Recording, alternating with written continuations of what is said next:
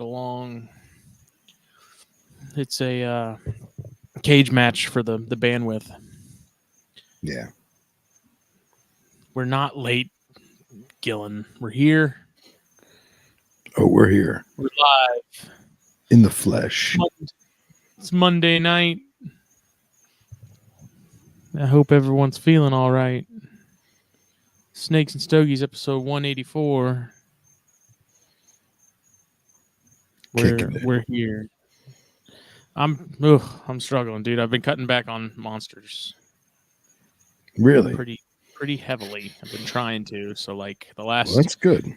4 or 5 days, at least past like noon, it's been a little tough. The time change certainly doesn't help. I picked probably the worst time to cut back. Yeah. When it gets dark at 4:30 or whatever it is by you, that's the worst.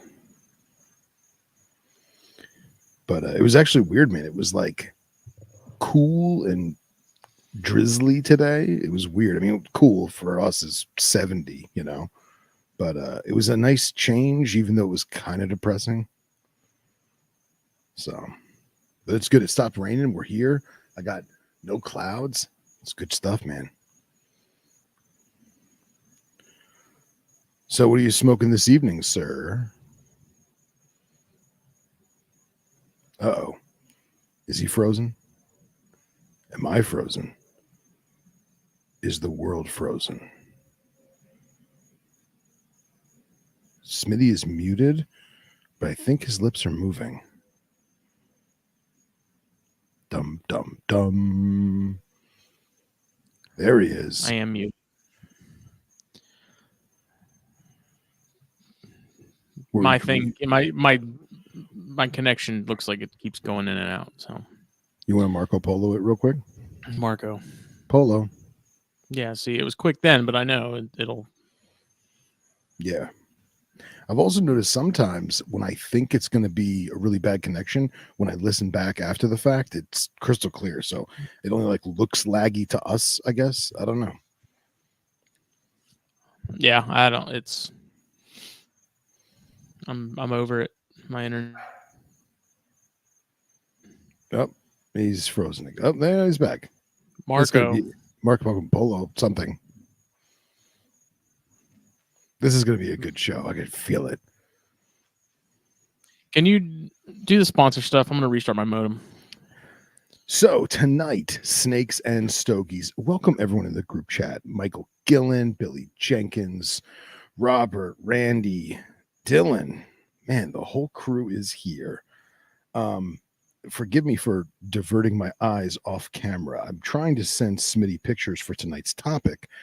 And of course, Facebook and StreamYard don't want to communicate the best as always, as Smitty alluded to earlier. But yeah, tonight, Herpetoculture Network brings you Snakes and Stogies, episode 184. Tonight's show is brought to you by some wonderful sponsors. I know Smitty normally does the sponsors. I try to do my best when sponsorship repping. But our first sponsor this evening is Puget Sound Pythons, the Gendra, the fine people of the Pacific Northwest. Check them out on Morph Market, on Facebook, on Instagram. They're good people. They're good people with some cool animals. They do a hell of a show. If you're in the Pacific Northwest and you check out a reptile-related event by you, I'm sure they'll be there. Puget Sound Python, check them out. We're also sponsored by BlackBoxCages.com. If you need a rack, if you need a cage, if you need an enclosure of sorts, go to BlackBoxCages.com. Check them out. I own them. Smitty owns them. Bill, Chris, Billy, Jake, everybody in the crew has BlackBox, and they're amazing. They're the best cages out there right now.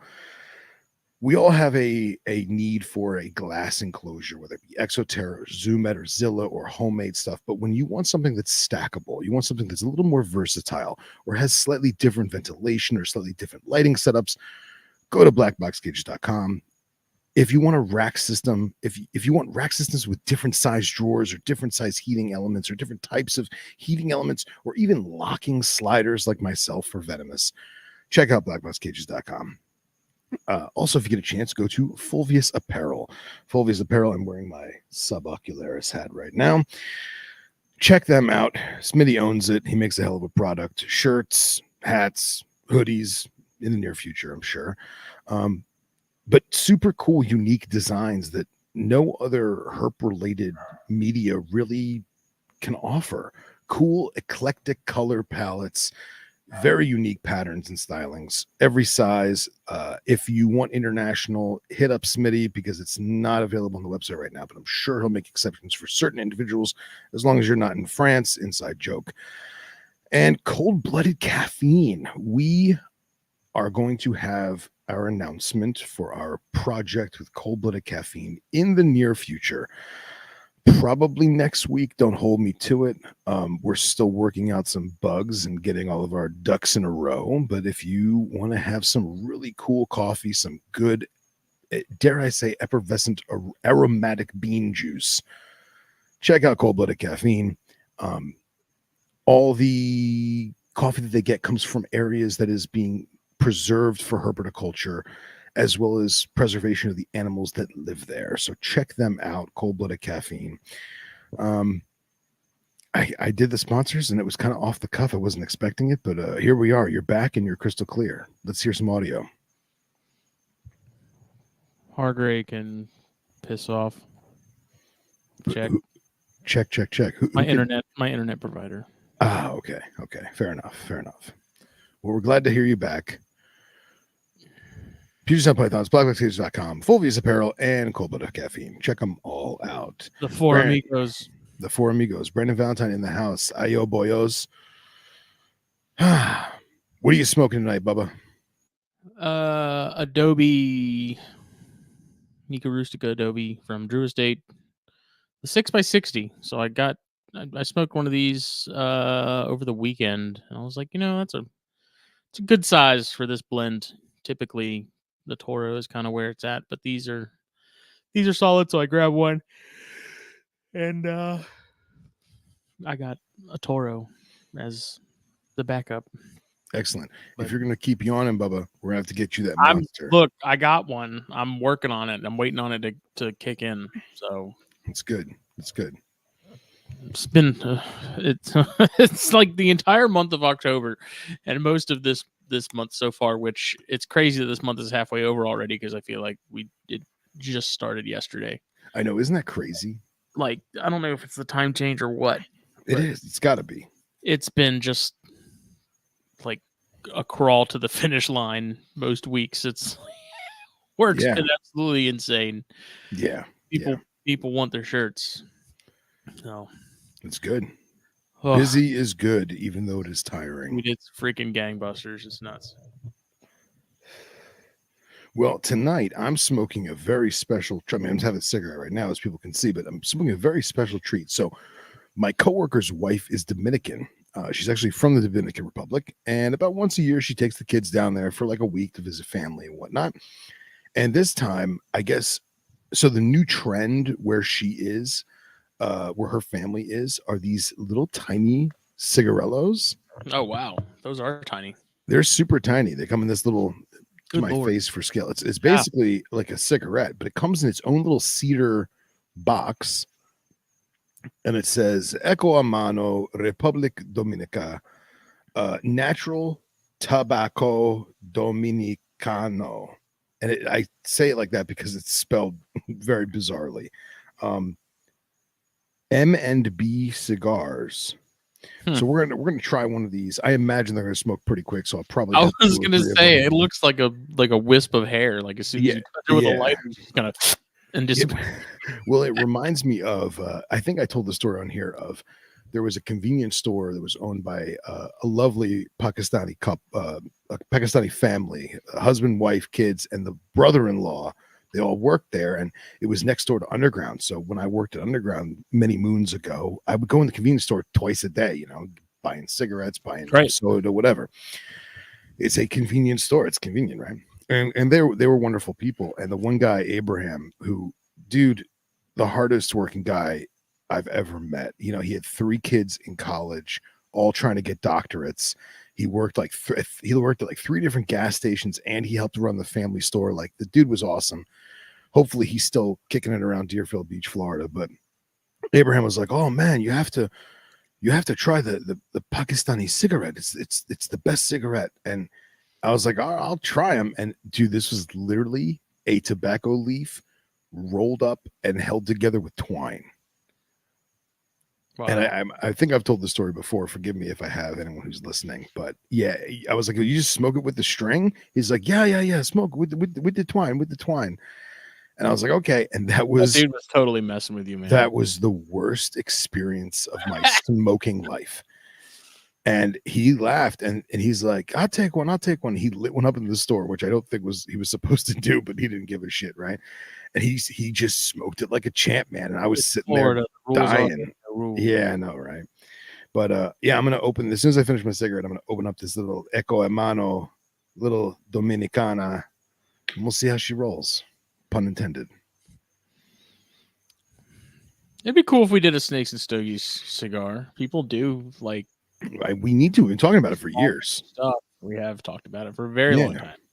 Yeah, dude. Even if we got like 3 boxes, and just, I'm sure some of our listeners and friends would buy a whole box. But even if we got just a couple boxes and just onesie-twosied them, I'm sure people would love it. I do need to get the pre-order thing rolling with the lighters. So of the 3 designs, number 2, which was the one with the chondro on the cigar, was across the board. Really? Was picked. Yeah. Oh God, man. What's wrong with that? I was hoping for the first one. I was hoping for the crossed snake hooks, man. I thought that was cool as hell. I mean, we could also do that on like the other side of it. I just think it would add like $1 or $2 to the cost of the lighters. Yeah, we'll just do what the people want. They voted, Well, what's funny is Anna Maria saw the post and she's like, "You guys are making lighters?" And I said, "Yeah, we had a lighter run a while ago." She goes, "I've never seen it." And I pulled it out of the drawer. Because you never use it? Well, no, it's because you're right. I never use it. You're right. Dude, I carry mine like every day. It's like in my pocket, in my wallet, like with my wallet. And well, I don't want to mess it up, man. It's too pretty. Yeah, I'm the opposite. Like I like that it like gets some usage, like it gets some miles on it. And like, yeah, I feel like I'm so rough with lighters, throwing them around, banging them around. Well, she's like, "I want my own." I was like, "You don't smoke." She just, "Doesn't matter. I need to have a Snakes and Stogies lighter." So, well, I think that's kind of the fun part of it too, is like, if you get one, you get one. And then it's like, you're just going to have to wait until we do another batch of them. And it's like, no one knows when that's going to be. Yeah, exactly. It's been like 2 or 3 years since we did that first run. So yeah, for sure. It's a collector's item, people. Yes, it is. Yes, it is. I liked the Chondro cigar one. Yeah, it came out great. I'm biased. I'm biased too. I'm not a Chondro guy, So, but it's good. If the people want the Chondro, we'll give them the Chondro. Because I also figured I could make the other, like the third design with the crossed cigars and the snake in the middle, like that could be a T-shirt. Like I could make that a design that's available. Yeah. I haven't even put any of the podcast shirts besides Corn Stars up on the Fulvius site for some reason. Gotta get on that, man. I know. Gotta get on that. Add it to the to-do pile. What are you drinking? Is that apple juice? No, it's iced tea. No. Yeah. I do love apple juice. It's never enough. It's not. It's never enough apple juice. Yeah, we've talked about cigars. I don't know exactly what's involved in terms of the actual process of finding someone who's going to do that. Because I think a lot of places you just get it, like you make a band and then they put it on whatever house blend they just happen to do, which are usually like okay smokes. Well, yeah. I will use every venue in Miami possible to procure us a Snakes and Stogies blend. So it can go with the future release. Yes, it's something that pairs. Yeah, I briefly talked about that with with our sponsorship. I briefly talked about it. Would you briefly say? I said that we have some collaboration efforts in progress, and hopefully next week, maybe we'll put something together and we'll give people fair notice, and announcements will be announced. Dude, I wanted to post the pictures I was sent so bad. Oh yeah, so bad. Like I shared it with the group chat and stuff. You know, the little teaser thing, but yeah, it's gonna be cool. It's gonna be great. Now, I just slid open this little coffin box, and it smells so good. Oh my god! It may actually be a flavored cigar. We're gonna find out. It says natural on the box, but I doubt it. What does it smell like? It has a very sweet smell. You know, honestly, it smells like I'm gonna butcher like weed, does it? No, it doesn't smell like weed. It smells like the what's the Drew Estate coffee one? Tabuk? Oh, the tobacco. Mm-hmm. Tabak? Yeah. It smells similar to that. It has a flavored cigar hint smell to it. Like it's very sweet it might be infused slightly with something. Who knows? But the question is, how am I going to get them out without messing it up? That's the problem. I do have to say, was it last week that I smoked that Red Meat Lovers from Dunbarton? Yes. I was really disappointed with that. It could have just been that one, man. I don't think it was, man. I mean, I'll come back to it, but for $16, and as much like Saka stuff gets hyped up a lot, and some of it is very solid and warranted, and some of it is overhyped. These I was expecting more. I don't know. It just, to me, it was like I could have bought a Liga and been happier. Yeah, I'm with you on that. It was okay. See, that's kind of like why I like to tell people these things, because it's like I'll spend the money so you don't have to, and I'll tell you, you can buy 2 of these for the same price as the one. Yeah. As far as like flavor profile and stuff, this just has more going on. Like as dark as that cigar was, it was amazingly mild. I was like really expecting it to punch me in the face, and I was looking forward to that very much. And it didn't happen, you know, so I'll have to get one and test it. Just to show you guys for scale how small this thing is. I mean, I'm holding it next to my face, but like, I mean, that also may just mean your head is huge. I don't. And you can actually see that. So it's taper rolled, right? So there's a fat side and a skinny side, and there's a cap, but the cap is almost like just a bit of leaf that they rolled, like I was gonna say, you know, the little red cap that's on the tip of a super glue, like a super glue nozzle, the little red cap. Yeah, sure.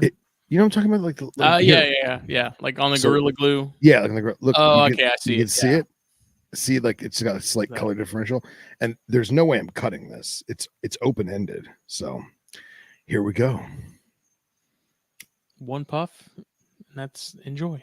Just take a single drag, and it's just gonna disappear. That was delicious.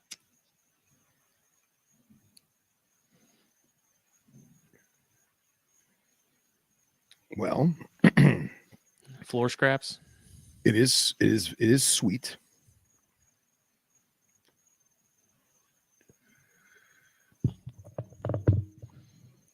It is definitely flavored with something, but it doesn't taste like a black and mild or anything. It's definitely flavored with something. It feels like I'm smoking a blunt. It looks like I'm smoking a blunt. In fact, if I did it like this, you would think I was smoking a blunt, but I am not. It's actually really enjoyable. I'm actually kind of annoyed how tiny it is. I wish it was if it was. Wish it was real. Yeah, I wish it was like a torpedo. If it was like a torpedo, it'd be a great smoke. What a shame. And it's actually, I mean, it's burning quick because it's so small that you get such a fast draw. But I bet you it's probably a really good tobacco. Probably. The fact that they put some, like, if they're packed in cedars that already like up from Yeah, a cardboard box or something. yeah. I mean, and don't get me wrong. It's 10 little cigars in a cedar coffin that's wrapped in cellophane, and like it's a nice presentation. It's about the size of a pack of cigarettes. I mean, look, it's burning great. Jenkins said, "Looks big enough to me." Nice. He would. Jenkins. Jenkins is nothing but trouble. Patrick says they're made to turn into blunts. I don't think they are, Patrick. There's not enough leaf here. Oh, I loved that when people would come into the cigar shop. Yeah. Man, what's the best one to put weed in? I mean, there's like literally $40 Padron right over there on the shelf there, buddy. Exactly. And there's honestly not enough tobacco here to roll a blunt. There isn't. I wouldn't know. I mean, it's so tiny. Like, I feel like eventually I'm probably going to need a roach clip. Yeah, I'd tell people came in and asked that all the time because I'd be like, I don't see what the point was. Like, you're literally buying it for the wrapper, and it's like you're going to spend $10 on a single wrapper. Yeah, right. Like, why? I don't know. No, whatever. But it's good, man. So far, so good. Not a culture I am familiar with, so yeah, not my cup of tea. To each their own. Maybe it's worth it to somebody to do that. Yeah, doesn't add up to me, but seems like a waste of a perfectly good cigar. If you ask Smitty. Agreed. And also, I mean, not inhaling cigars, like that wouldn't. I can't imagine that would feel good. Yeah. Yeah, exactly. Like, I won't lie. The size of this thing, it makes me I want to take a drag like a cigarette, but I know if I do, I'll just die. I'll die. Straight to jail. Anything new down yonder?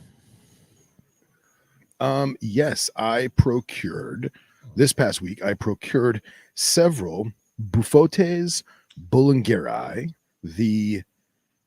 I guess we'll call them Egyptian green toad, although it is very variable in its North African MENA region. But I procured several specimens for Billy Hunt and I. I got him 2.3.1, and I got myself 1.1.1. And dude, they're so much fun. They're so cool looking. They're so variable. The boys are very drab with like some light green flecking on like an orange, or not orange, excuse me, on a olive drab base. The girls are just crazy pink hues with, oh, there you go. I wish I sent a better picture than that. Well, if I download it, I can zoom in and stuff, but then I have to download it. Yeah, I mean, I sent you that for Substrate, but actually here, I'll send you some good pictures right now, real quick, because I have them handy. But yeah, it's something Billy Hunt and I were talking about for a while, and man, I've been on a toad kick, and why not, right? Totally. They're adorable. Totally. So here's 3, just to give an idea of the variability. Yeah, and Patrick, I mean, that's what Swisher Sweets and the gas station cigars are pretty much made for. Those are all machine made.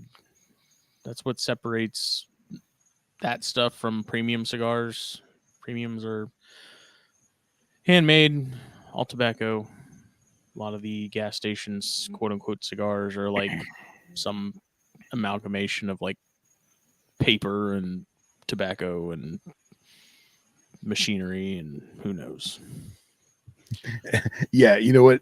Jeff Frederick says that I go herping with Nipper once and now I'm a toad freak.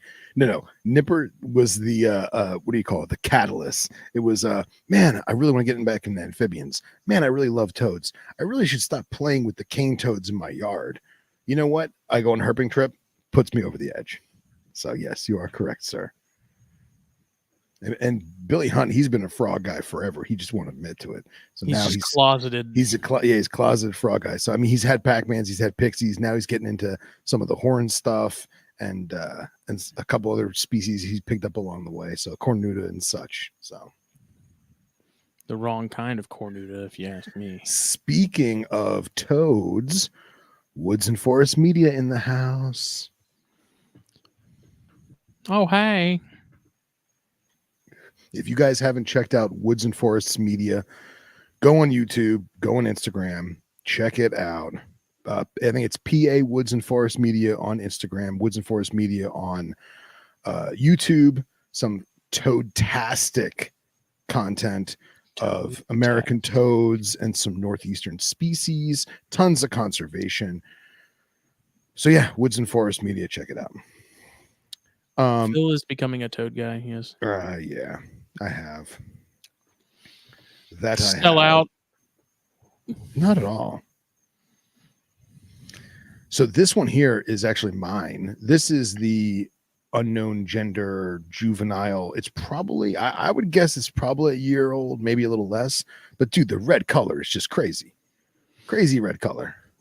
And Yeah, judging by the good-looking forearms, it's a good looking specimen. Judging by the forearms, I'm thinking it's probably going to be a boy. those buys and tries, son. I know, right? Look at those guns.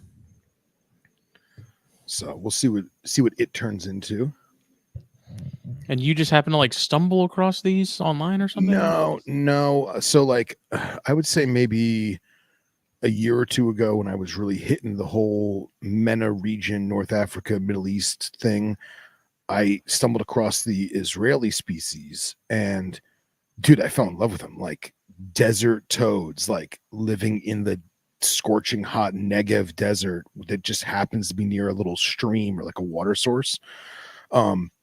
And then I had done some homework, and because they're so variable and they're all over Europe and the Mediterranean, just the same, all the variable green toads as they call them. But I really, really like the Negev locality in that like eastern, Near East region, that Israeli, South Lebanon, like that phenotype. I really, really like. And then Billy was like, "Hey, man, I've been looking at these desert toads. Underground just got a bunch from Egypt." And I was like, "Oh my gosh, let's go get them. Let's go enjoy them." And dude, it took me weeks to get time off from work to just go do it, and just time off in life. And I finally got a chance this week, and they had some screamers, man. So I just cherry picked a couple here and a couple there, and hopefully they do well. I haven't tried to feed them yet. It's only been a couple days, but I'm going to get bugs tomorrow and go from there. So this one, these two here is that same little red one on the right, and the one on the left is a female, and that's typical female. Got the blushing and the orange by the glands, and then some blushing and orange on the hind legs. But dude, those green spots on that desert background, like, awesome. Super stoked for them. Of course, I can't. Again, I can't just switch between windows. Instead, I have to exit, reopen. I like this a lot. Do you want me to do it? No, it just takes a minute. It's just I don't know why StreamYard wouldn't just let you switch. Like they'll let you do it on tabs and stuff, but they won't let you do it on Windows and other things off the internet. So this one's one of Billy's. This is a more typical looking female. You can see the glands are still have that orangish color to them, and then some of the warts in the back have more of an orange tip. But I really like this specimen because there's a lot of white bordering the green, and it really has that rich olive, almost like pond scum green. Yeah. I love it. That army camouflage green. Super cool.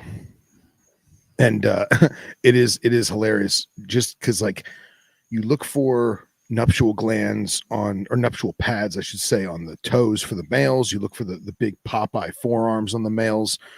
But then when you're like, I wonder if this is a boy, and you pick it up and it's like, meh, then you get your validation, get your confirmation that it's a boy. So this is actually my trio. So the boy is the green one on the right, the girl is the marbled one in the middle, and then the little red one. We'll find out what happens. Oh, I didn't even see that one. Jesus. Yeah, blending. I'm blending.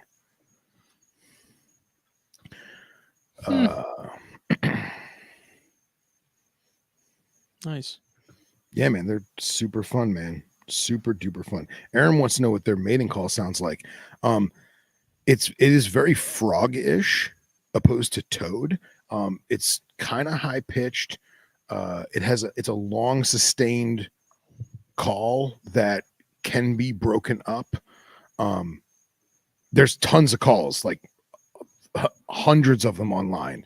Actually, if you go on iNaturalist, what I really love is, I guess iNaturalist now, I don't know if it's because they aligned with Frog Alliance or like people are just decided to start uploading frog calls. But if you search for frogs and toads in an area on iNaturalist, you get people that posted just the call. And then people can actually verify the grade of the observation by just the call, which I thought was super cool. So yeah, that's really all it's for me on my end. Everything else is status quo. But yeah. Patrick says I'm gonna get covered in warts playing with all those toads. That's not how you get warts, Patrick. Spoiler alert, he already is. Oh Jesus. Ugh.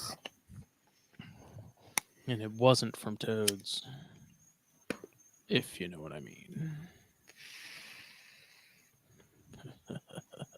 Oh, Jeff had a good idea. Lord of the Flies toad shirt for Fulvius. Yeah. Yeah. That's pretty good. Yeah. So I wonder if I do. Maybe if I upload them as slides.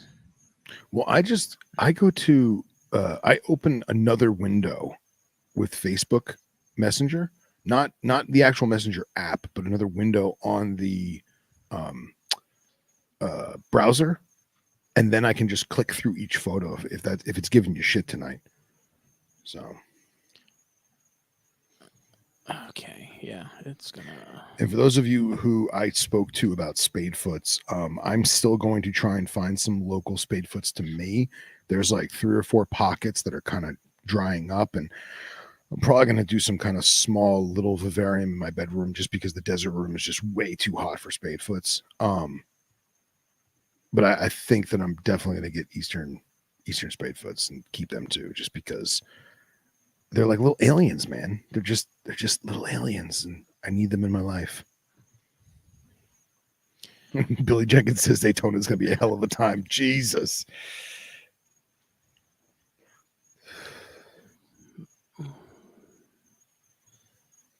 Come on. Oh, well, how does it put me there? Good Lord. While you do that, is there anything new on your end, Justin? Not particularly.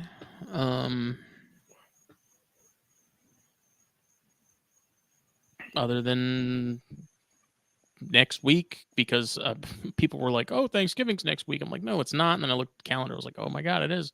Oh yeah. So I got another week before I start putting stuff into cooling here officially, and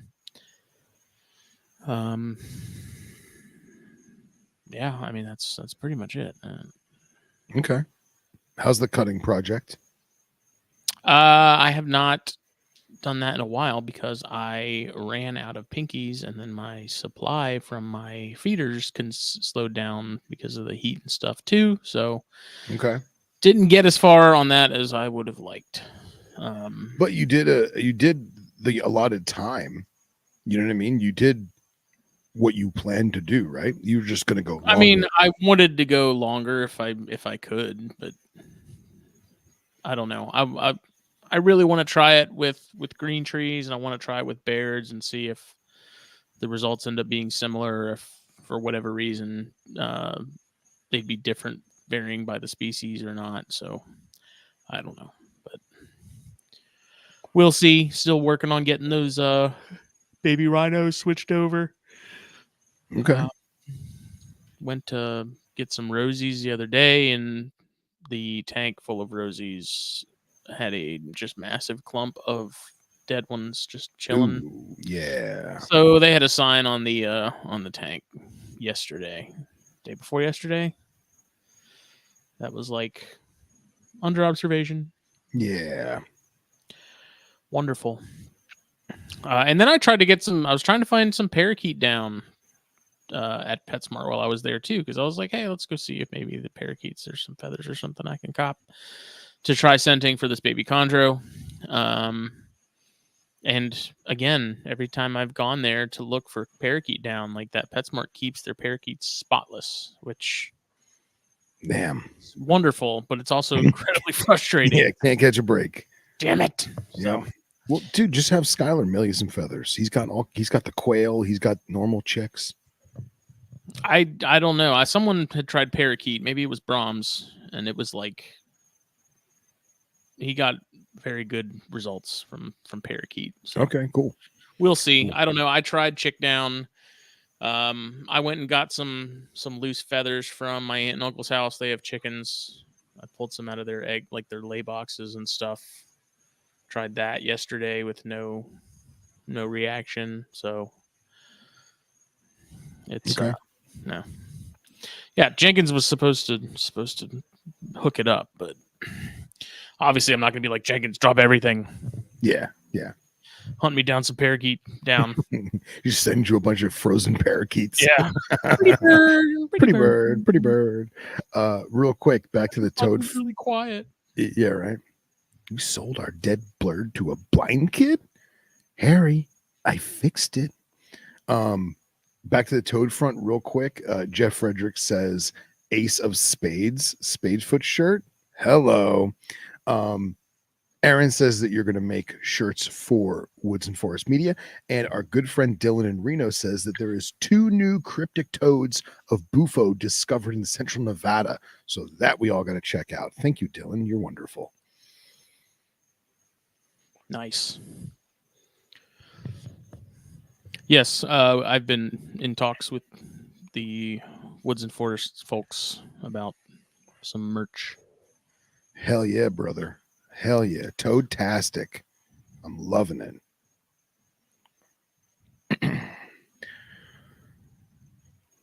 Oh, well, cool. Do you want to get into our topic for this evening? Yeah, I mean, I feel like I had something to add, but oh well, no, go on, please. I'm blanking on it now. Take a moment. I don't know. Talk amongst yourselves. I was actually hoping Skylar was going to be here tonight because I'm wearing my Hail the Scales t-shirt. I see that. And, how's that holding up for you?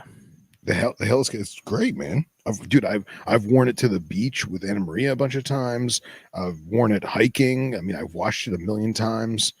It's awesome. It's holding up good. I mean, the back is getting a little, I don't want to say tacky, but you know what I mean? Like, just because the back is such a larger image. Such a large chunk of ink.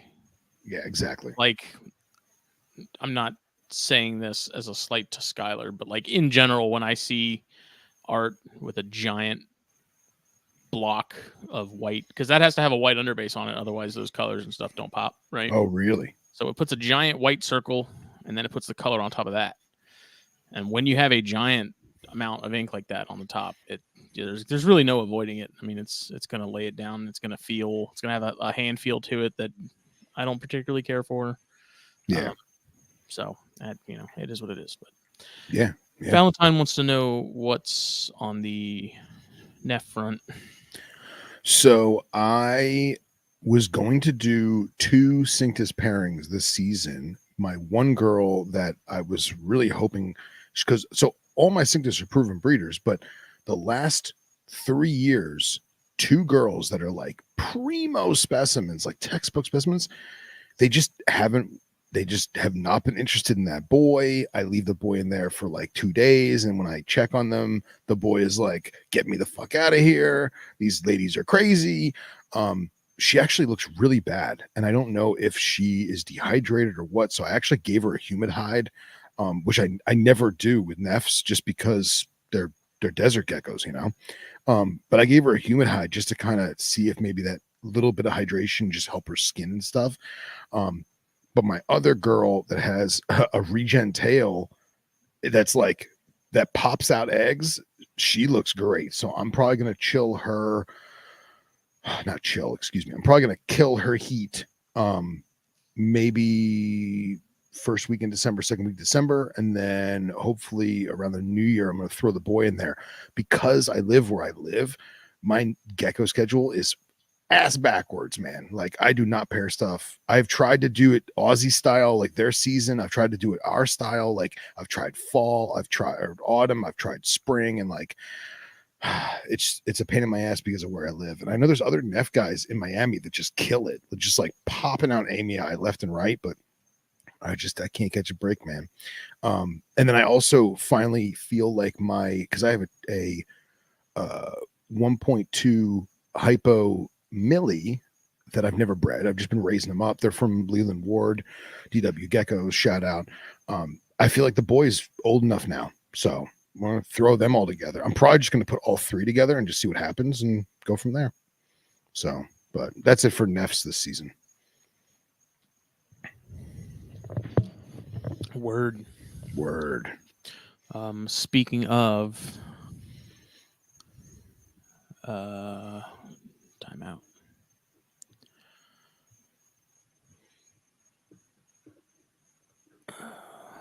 Look at that. Ooh.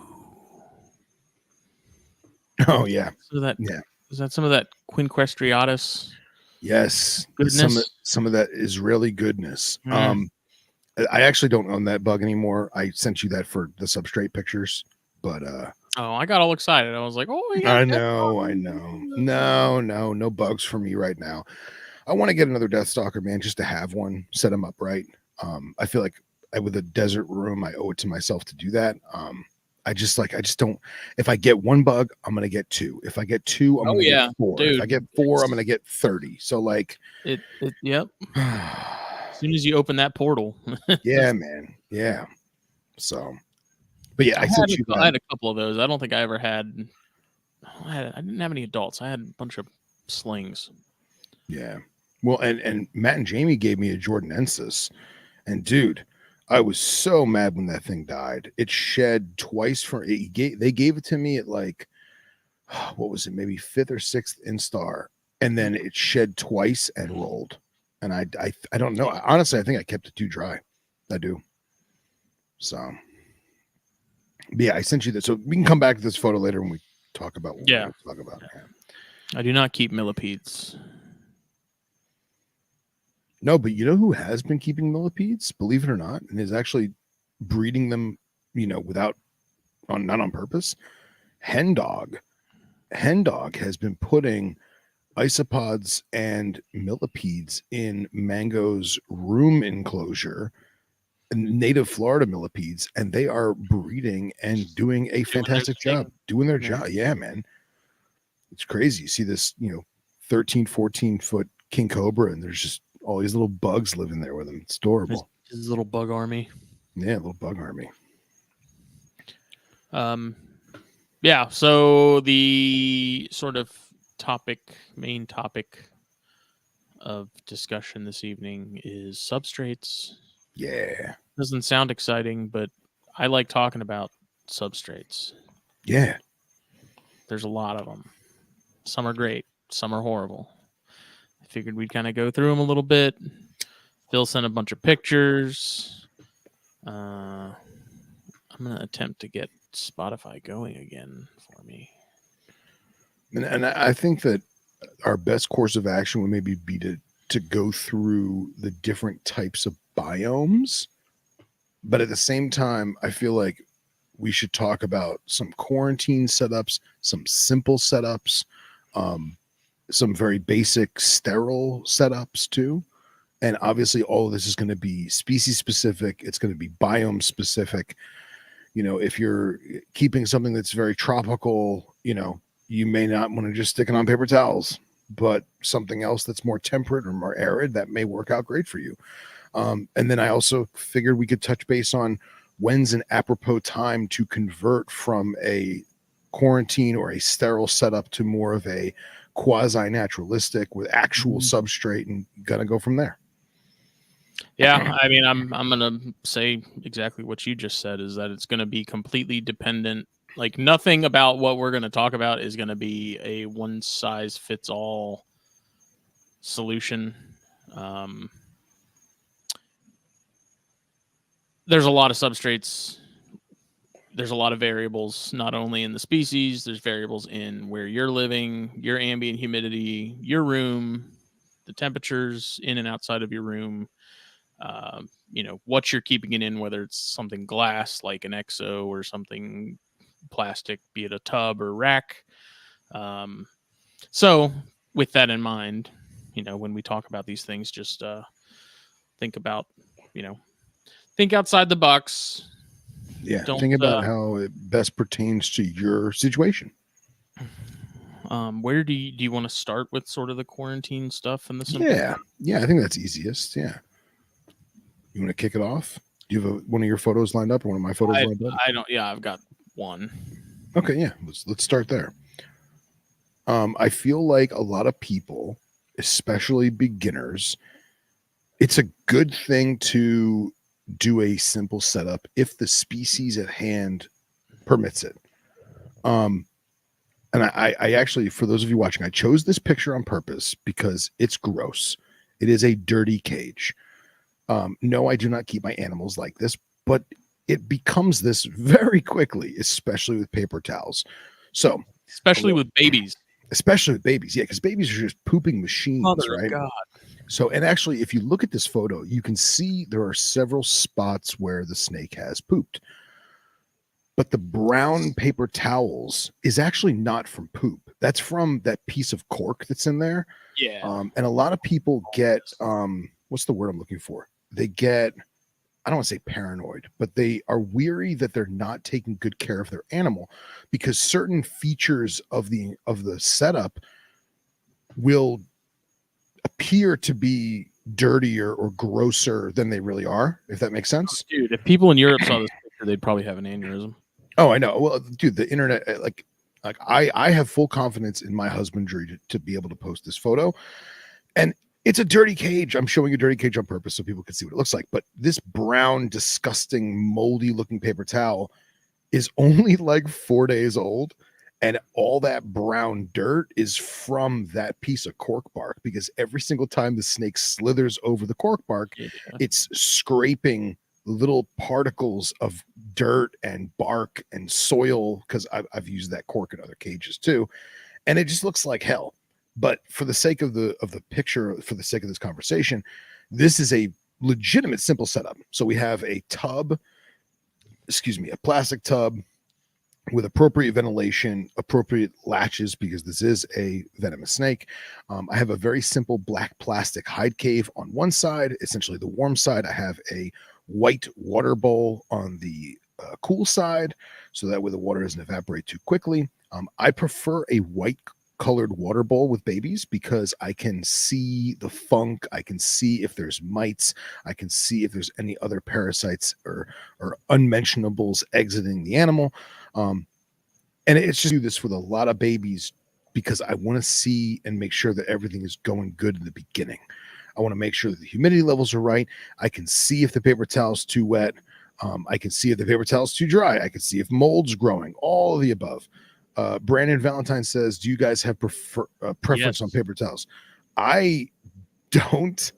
Smitty, go ahead. I do. Okay. So I'm not necessarily like brand specific. I don't go for Bounty and I don't go for like I used to use the Viva stuff when I was doing Cresteds a lot because I like to be, fancy and get the fine china paper towels.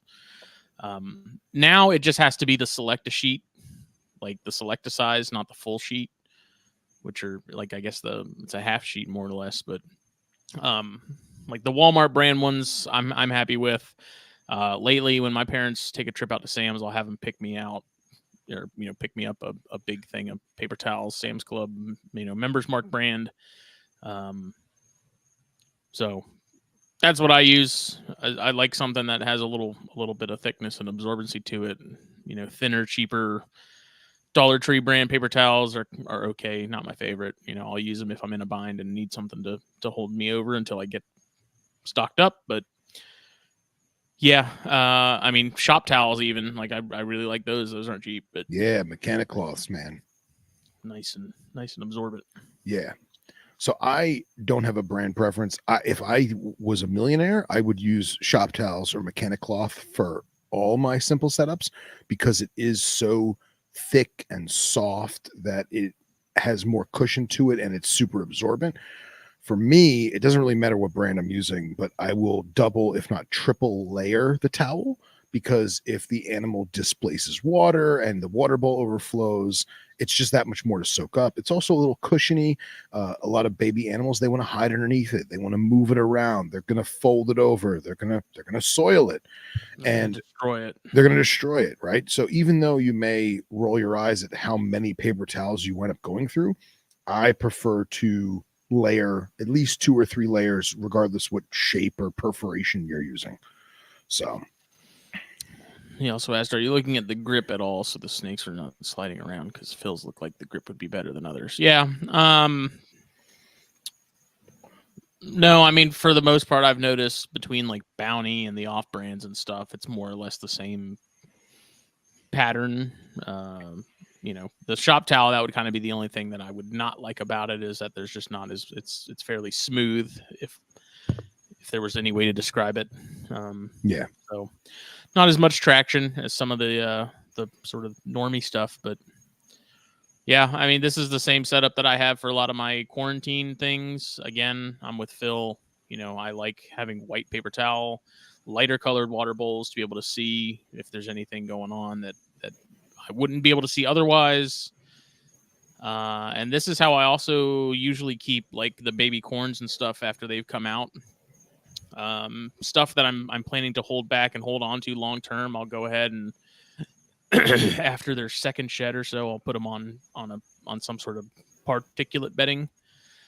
But if it's something that I'm planning to move or something that's I don't plan on having long term, then I'll keep them on paper towel just for the sake of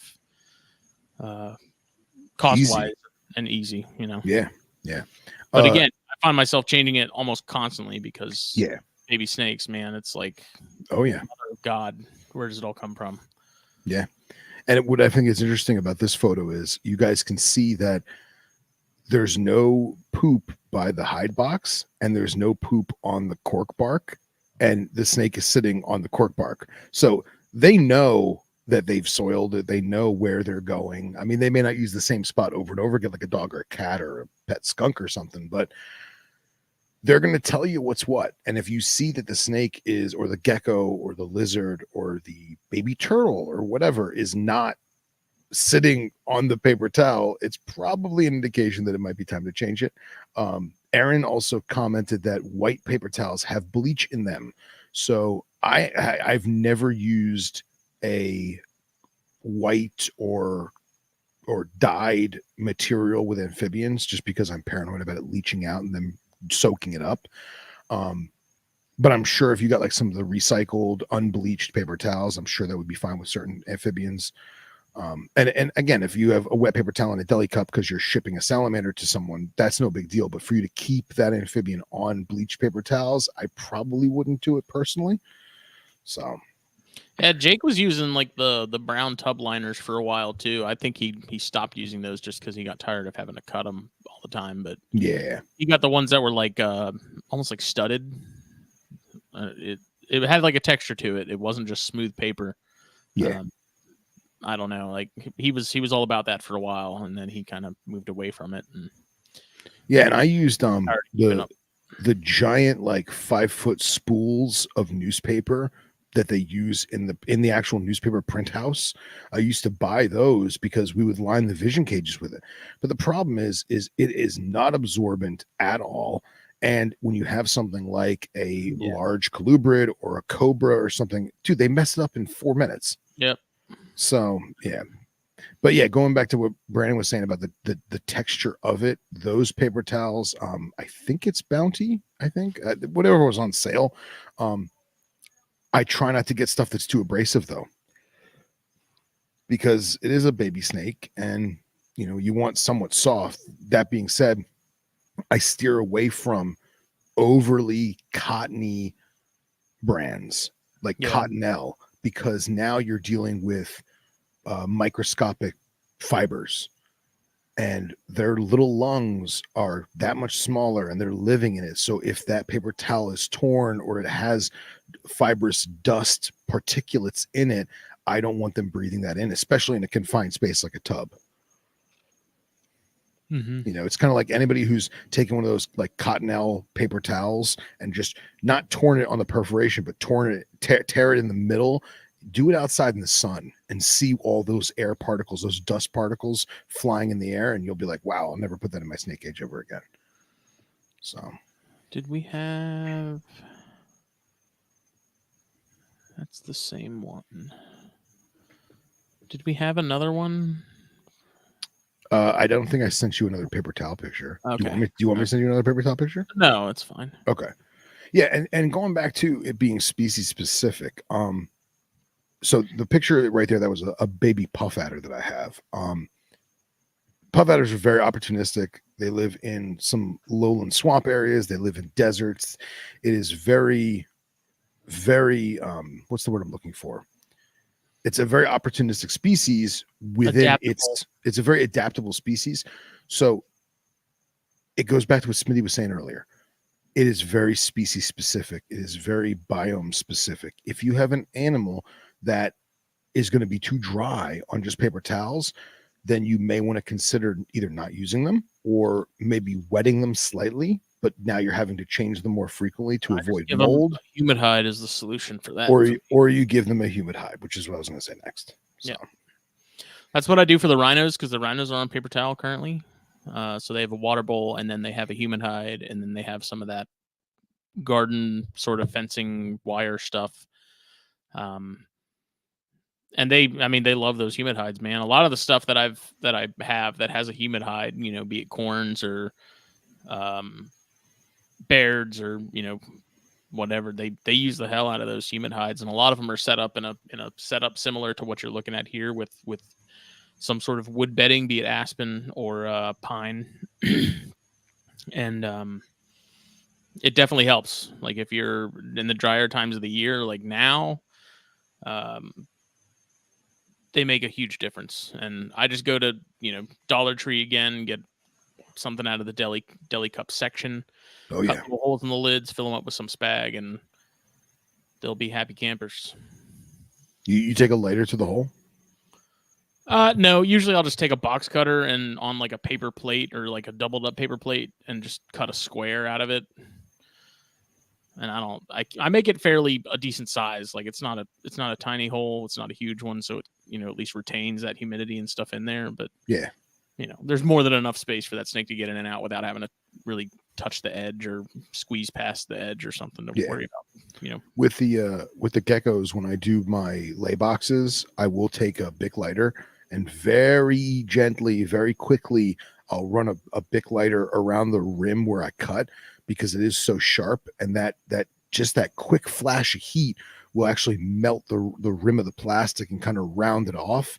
You can also take like a plastic spoon and just rub a plastic spoon on it, a disposable spoon, and that way you've made it rounded, because with the geckos, they're climbing and their skin is very soft, and I get afraid that sharp, jagged plastic where I cut the hole, it may scrape or cut them. So I'm a little neurotic in that sense, but yeah, I do the exact same thing. The cups that I use are those green lidded ones from Dollar Tree, and that plastic is really thin, so it doesn't really have any rigidity to it to where I'd have to worry about it getting. Oh, okay. It would flex as something getting cut. It's got enough flex to it. Yeah. You know, they're absolutely the cheapest option. Like they're frankly they're crap to use them for anything other than a water bowl. And sometimes I'll use them to ship, but a lot of the time the lids don't snap on like super securely. Yeah. I'll get a batch where like the lid it'll just pop right off. Like it doesn't even stay on. So I use those for water bowls a lot, just because it's nice. You can get a 5-pack of them for, you know, $1.25. And I use them for humid hides, and I use them for water bowls, and sometimes shipping, and they're handy. That's good, man. That's good. Well, you want to talk about this photo here? Yeah, particulate bedding. Once again, aspen is always popular. That's sort of my weapon of choice. Of the particulate beddings, aspen is what I prefer over most others. I do use pine, so you go on the internets and you'll see a ton of people screaming about how horrible pine is. Pine's the worst. Never use pine. Pine's bad. You know, blah, blah, blah. Been using pine now for probably at least 2 years and have yet to have a single issue with any of my animals. Excellent. No signs of respiratory problems, no signs of anything. Works great. That seems to me to be like one of those things that was an issue 40 years ago and has continued to pervasive. Like, people still think that it's as shitty as it was 40 years ago. So do you think that the product has changed in the fact that it is not as dusty, or do you think it was just an old wives' tale? I think it was an issue 40 years ago because they weren't like things weren't kiln dried the way they are now, or maybe the technology there has gotten better since. And so now, like, I don't have to worry about the saps and like none of that pine bedding is sticky. Like, I use it for the rodents and stuff too. And I don't have any issues there either. Like, even if it gets wet, it doesn't feel sticky or tacky. There's not like, it's not sappy. It's not any of that. It's been working great. Like, it is still super dusty, especially if you get the Tractor Supply brand, which is, you know, what I get, because that's what I get for rodents. So usually I'll pick up an extra bale for snakes and stuff if I need to do bedding changes on a handful of animals. For $7.50, it's a big brick. Nice. Aspen ain't cheap, so Aspen, you know, I would prefer to use Aspen. Cost effectiveness wise, Aspen in larger batches is expensive compared to pine. So usually if I'm doing Aspen, I'll just go to Walmart and they have those little smaller bricks for, you know, $4.50. And usually like 4 of those, I can do a decent chunk of a rack just with a couple of those. But yeah, Tractor Supply pine, like, I've been using it, no issues. Chris Montross was the first person that was telling me he was using pine, and I thought the same thing because my entire life it was, you don't use pine, you don't use cedar, and I still definitely won't use cedar and don't recommend cedar. But pine, you know, been using it. You know, Jake was hesitant too until he saw that I was keeping stuff on it for a while and wasn't having any problems. And it's just like, I don't know. Again, I think it goes back to someone had issues 40 years ago or whatever, and it became the gospel in a sense. You know, it's kiln dried and stuff now, and I have yet to have any problems. So. That's good, man. That's good. And I'm with Mike. He doesn't like the shredded Aspen like you have there. I also prefer a little, not as fine of a flake. See, I like the fine flake, especially with smaller snakes. Just because I feel like it's easier for me to spot clean personally. And I'll use that as a segue. So in this photo, you know, you've got the same basic setup, you know, black plastic hide box on the hot side, water dish on the cool side. In this case, I'm just using a white deli cup because that's just what I had cleaned at the time. But I prefer with a lot of colubrids, especially North American stuff, you know, or snakes that are of a temperate zone, if you will, to have enough particulate bedding to cover the animal should it want to burrow through it, which almost all of them are going to do in that regard. That being said, a misconception that people have is that, oh, I see a piece of poop on the surface, I'll just spot clean that little clump of aspen and I'll just grab it with my hand, take that little clump out, and I'm good. Well, not only is there still copious amounts of bacteria around that site, but because the snake has burrowed through the aspen and is enjoying this light, loomy substrate, it's going to defecate down in there as well. So I always tell people that if you're going to keep a lot of colubrids or a lot of simple setups with aspen or pine or what have you, every time you go to change the water bowl, as long as you don't have a species that's too temperamental in terms of stress, take the animal out, fluff it, see if there's any poop or like urates underneath in any of those little tunnels, and just kind of fluff things up and see. Because not only now are you dispersing some of the bad stuff, but you're also finding the stuff that's underneath the pretty attractive bedding that's on the surface, if that makes sense. I'll also say that if you notice that the bedding is very trampled, meaning it's almost kind of settled in itself and it's compacted itself. That means that the animal is constantly on top of it, in which case it may be extra funky underneath it. There may be mold, there may be moisture, and you should probably just change it out, in my opinion. Yeah, I've got a few corns that I definitely need to they're due for complete bedding changes, which I usually do full changes probably 2 or 3 times a year. Yeah. Some seem to be way worse than others. Like there's some, corns, younger stuff typically that warrant it way more than the adults, but Yeah. Well, I feel like a good rule of thumb is if you can't, it's just like some of the feeding we do. If you can't remember the last time you completely changed it, it's probably time to. So, yeah. Let's see. I don't have you ever used Sandy Chip? The really, really no, I never got behind it. I never, it seemed messy to me. I will say this like though. One step above vermiculite. And yeah, I wasn't static and the glitter effect and just. Yeah, and I don't think vermiculite is a good substrate at all. I feel like if you want to add vermiculite to a soil, it will help. But because there are certain things, cough, asbestos, cough, that are still in vermiculite because of what it's actually used for, I don't like to use it as a standard bedding. Oh, dude, I don't even like using it for eggs. Not just asbestos stuff aside. Like, it's just messy. It's so messy. I hate it. Yeah, it's the messiest. I'm probably going to end up using that for chondro eggs if that happens again. Just because the first time incubating chondro eggs over water, I had a really hard time keeping them hydrated. But everyone that I know that has just put them straight in vermiculite and incubated them that way had great hatch rates. So vermiculite, I'm going to bring it back, but it's not my first choice just simply because of how messy it is. It's crazy. And since we're on the Sandy Chip topic, I will bring up too is I have experimented with Carefresh. So for those of you who are unfamiliar with Carefresh, it is a bedding, excuse me, it's a bedding intended for small pet mammals like hamsters, gerbils, bunny rabbits. It's basically a pulp. It's a pulp. Yeah, it's a paper pulp. They dye it blue and pink and yellow because the kid with the hamster wants to have blue bedding, whatever.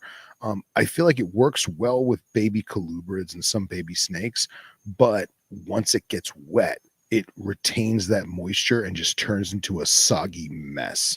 Yeah. And it will get funk and mold real quick, in my opinion. So I swore by it for a long time. There was a point where I was using it a lot. And I just kind of moved away from it again because I just like it's absorbent. But the problem is it's not like aspen or pine where it's going to sort of wick that moisture out. Right. Because of the dryness of it. It just sponges up that moisture and just kind of retains it and doesn't really expel it very well. Agreed. Unless you have really good ventilation, which ventilation will save you a lot of headaches. But I kind of I fell out of love with the Carefresh over time. Agreed. Kasicki asked about cypress. I love cypress too. I actually use cypress for the rhinos. Because it's kind of a happy medium. Like I can't keep rhinos and I can't keep chondros over aspen or pine. As messy as they are, like chondros, especially when they eat, because they're bound and determined to grab food and then sling it all over the place and get it covered in bedding if I had it in there with them. Cypress is, again, kind of the best of both worlds because it does retain moisture really well. It is, price wise, it's very reasonable. And you can get the stuff from Lowe's, which is a blend. My local hardware store has bags that are 100% cypress, which is a little finer of a cut, but it's still nice. There's apparently a big sort of environmental push to move away from cypress from a lot of like landscaping companies and stuff because they're burning through cypress forests and stuff to make that stuff. So I don't know. That's a personal dilemma that you have to kind of, I guess, ask yourself. But I like cypress. I have actually considered moving everything over to cypress. It's at least stuff that's on pine or aspen.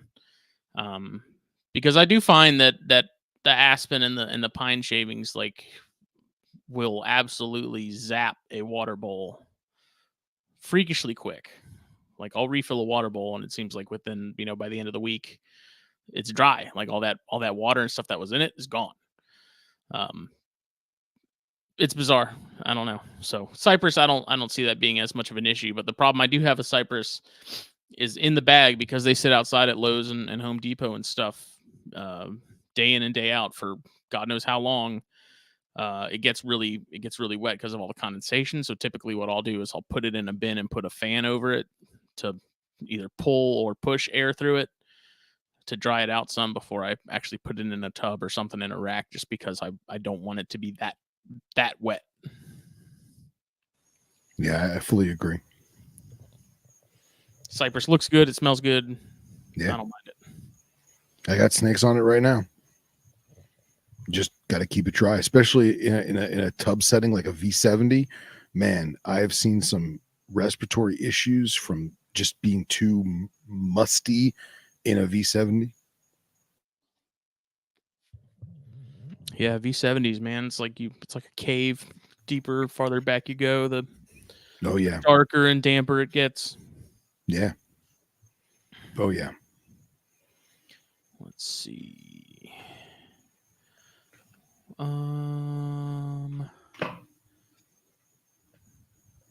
So I guess that can go to puppy pads, kind of being the next thing in this sort of category. I don't have any pictures of it. That's what I keep my chondros on.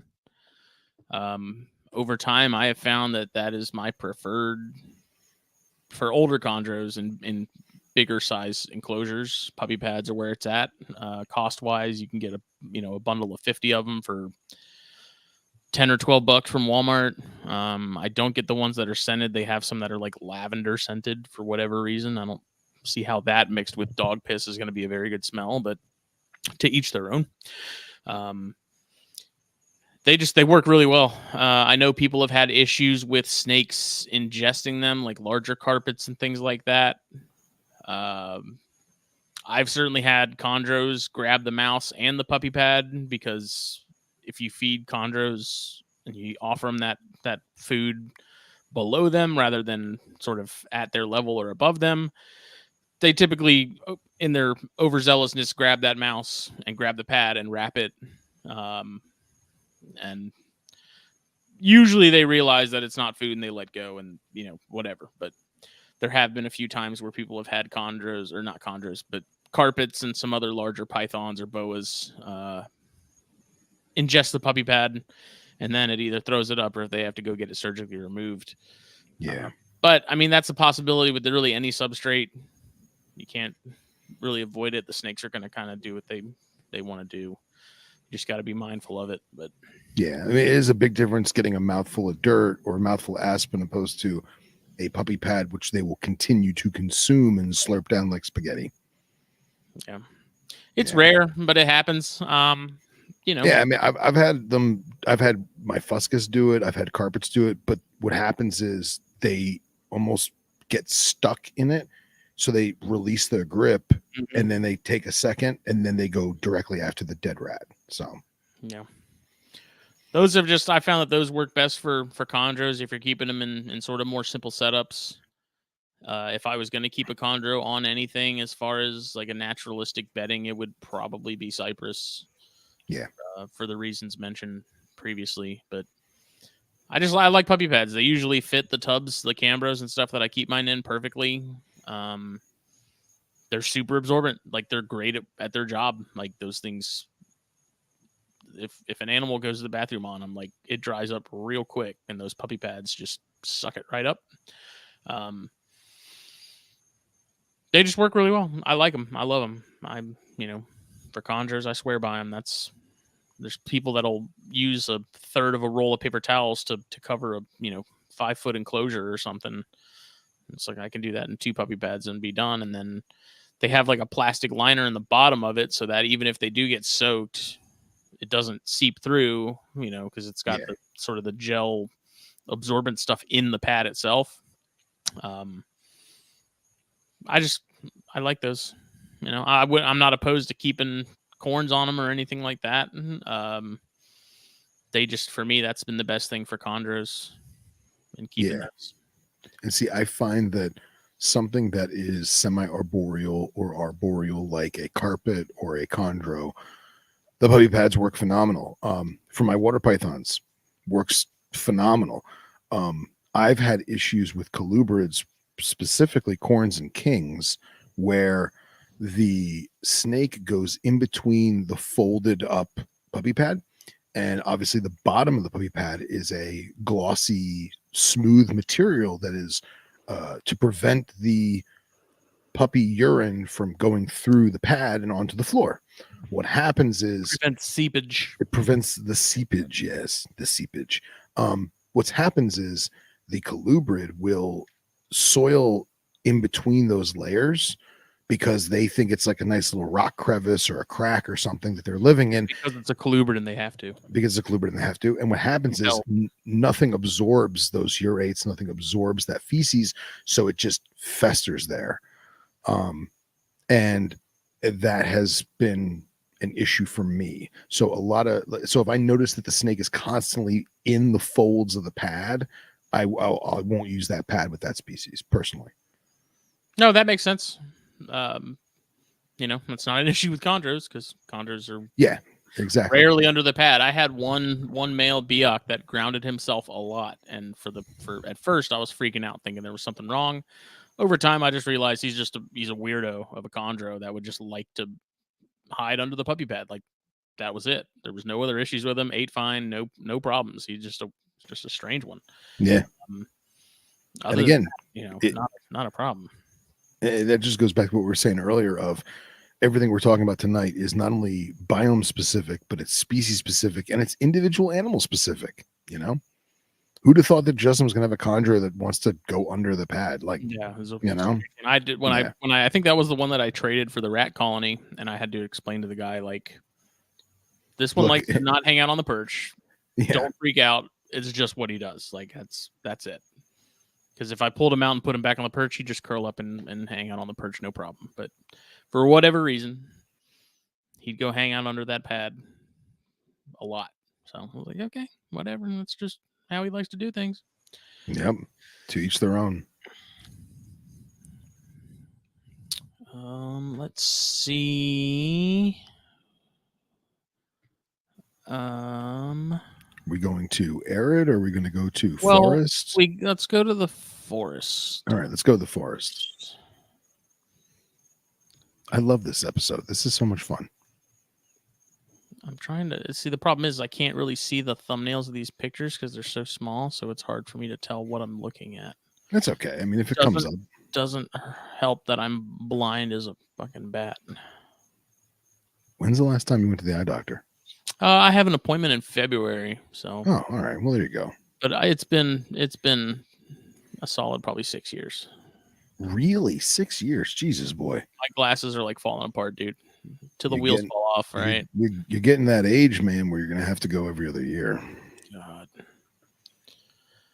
Actually, for a while, I actually liked that 1-800-Contacts would force you to get a new prescription because they're like, look, you're gonna do what we do. Yeah, it's like it's been 2 years. You should probably get your eyes checked, and then now they do this bullshit test on the app where you like put the phone across the room and like look at the letters on the phone, and it's like, this is not real. This is not good. I just like this picture, so this was when I decided that I wanted to do arboreal swamp vipers, and I realized that I'm not cut out for tropical. And we'll just leave it at that. So this is a Cambro tub rack that our good friend Sean made for me. That is a built-in venomous rack where each individual tub actually has its own locking mechanism. You can actually see the locking mechanism on the shelf above the snake. Little push button lock. So here we have a swamp snake, a mangrove pit viper. That is in what I would consider a semi-sterile environment, because there is a substrate media with a rock water bowl, but I do have David Brahm's the reptile perch, PVC perch for the arboreal snake with a fake air fern. I tried. No, Mike. What's that? Mike said high blood pressure can affect your eyesight. Oh, there you go. Mike's right. That's the case, and I've had high blood pressure since like the 3rd grade. So this setup right here was very, very difficult to maintain because of poor ventilation on my part and choosing a substrate that I knew would retain humidity for the swamp snake, but at the same time, it's too good. And then I got a lot of mold, I got a lot of funk, I got all kinds of stuff growing in there. But this is what I would consider a simple setup, despite having actual dirt in there. Now, the dirt that you see there is Eco Earth, which is ground up coconut husk. You can buy it in bricks. You can buy it already, loose. I like the compacted bricks because you can buy one brick and it will do, I think it's like one brick is like a 5-gallon bucket, something like that. Ridiculous. Yeah. So basically you get a bucket or a plastic tub, you fill it with hot water, you throw the brick in, and before you know it, you got a bucket full of dirt. It's super clean. There's no bugs. There's no mold. It's a great, great substrate for stuff that is tropical. However, if it dries out, it is probably the dustiest of all herpetocultural substrate. And staticky. It sticks to everything on a static level. It is great with tropical stuff though, man. It holds moisture so well. It will get soupy and gross if you're not careful, but I do like the Eco Earth. So now here's the same stuff, the same Eco Earth. Look at that Woody. I know. Look at that little guy. So here we have Underwatersaurus millie, the Australian barking gecko. And again, a simple setup. I have a water bowl. I have a cork flat that she can climb on top of or climb underneath. And you'll notice here, see the light colored brown? That is left on. I left it on purpose to be somewhat dry, but that's the dry coconut fiber right there that Smitty's highlighting with his cursor. With this, I have to constantly spray because they are a more arid species. I don't want it to get too wet, but at the same time, they are microclimate enjoyers. So I want the humidity there. I have no problem putting a water bowl in it. This is not a pure desert species, but you'll see how there are darker areas and there are lighter areas. The lighter areas are obviously the drier coconut husk. And as long as I don't have it too dry, I won't have that crazy dustiness to it, but it's going to hold the moisture. It's going to retain the moisture. Now, I will say this with animals like frogs and toads and lizards that you're feeding live insects to. This is the ultimate bedding for insects to reproduce in. So if you find Dubitabarian. And for Dubitabarian. So if you are a cricket feeder and you feed adult crickets, before you know it, you will have baby crickets in your enclosure, and you'll wonder why. If you feed dubia or discoid roaches, you're going to want to get some kind of container to put those roaches in so that your animal can actually find them, because the soil is so light and loomy that the minute you throw the roach feeder in there, it's going to burrow right in the dirt and you're never going to see that bug ever again. So like I said, it's very species specific. However, it is a very versatile substrate. It is very cheap. I think a brick of Eco Earth is like $10. Mm-hmm. And it'll do a 5-gallon bucket in 5 minutes, Patrick said a few years back, those bricks had thrips eggs in them, and when expanded, the eggs would hatch and you would have thrips. Adding boiling water to the bricks kills the eggs. What's a thrip? Thrips and bloods? I have no idea. But Brandon Valentine says that he has it dried out for his Strophaurus. He sprays it maybe twice a week, but he also has a room humidifier going 24/7. I would, in my room, because it is an arid room and I'm trying to keep the humidity out because I live in a friggin' swamp. I don't have to do that. I could spray this tub as you see it right now. It'll stay like that for probably at least 2 weeks, and then I'll probably have to give it a good misting.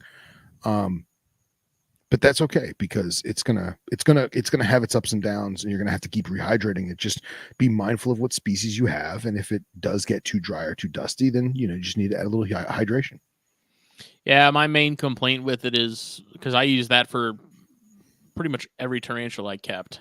Right. Either that or topsoil if it was like a haplopelma or something.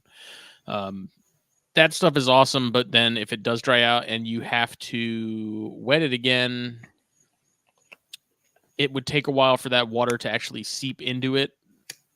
So typically what I would do is mix a decent ratio of sand into it just to help it drain itself, because a little bit of sand mixed in there, even if you layer it, just had like a layer of sand and then another layer of that on top of it, just helps it get through to the bottom of it. Because like with baby tarantulas and stuff, like I'd have a big pool of water sitting on top of that stuff for a few minutes until it decided to finally drain. And tarantulas having lungs on the underside of their body doesn't work really well with water. So that was kind of my main complaint, is that drainage on that stuff is tough. So I would add things to it, small rocks or whatever, sand to get it to drain quickly. So that being said, you segued to my next thing. I'm so happy you mentioned that. With certain arid species or grassland species, I will mix a handful of sand in there. However, I don't like it to be more than, say, 1/3 sand, because what winds up, especially if it's calcium sand, because what winds up happening is the sand itself will retain more humidity than the coconut fiber, believe it or not. And the sand will also retain bacteria way more. So what I've done in the past is I've done a mix of sand and eco earth, and I've compacted it with my hand, very, very compact, right? And then I'll do another loomy layer on top of that. And I'm not using any screen mesh or anything. This isn't bioactive. This is just to get the substrate right. Now, if you have a species that burrows, it may throw all this out the window, because the minute the species starts to dig and starts to excavate, it's going to mix everything up and throw everything around. But if you have a species of, say, lizard or snake that does not really burrow or does not excavate much, what'll happen is that compaction that you do with your hand, it'll solidify. And then as you add water to the surface, the water will seep in, it'll solidify more, it'll solidify more, it'll solidify more. And eventually you'll have a very hard, compact soil.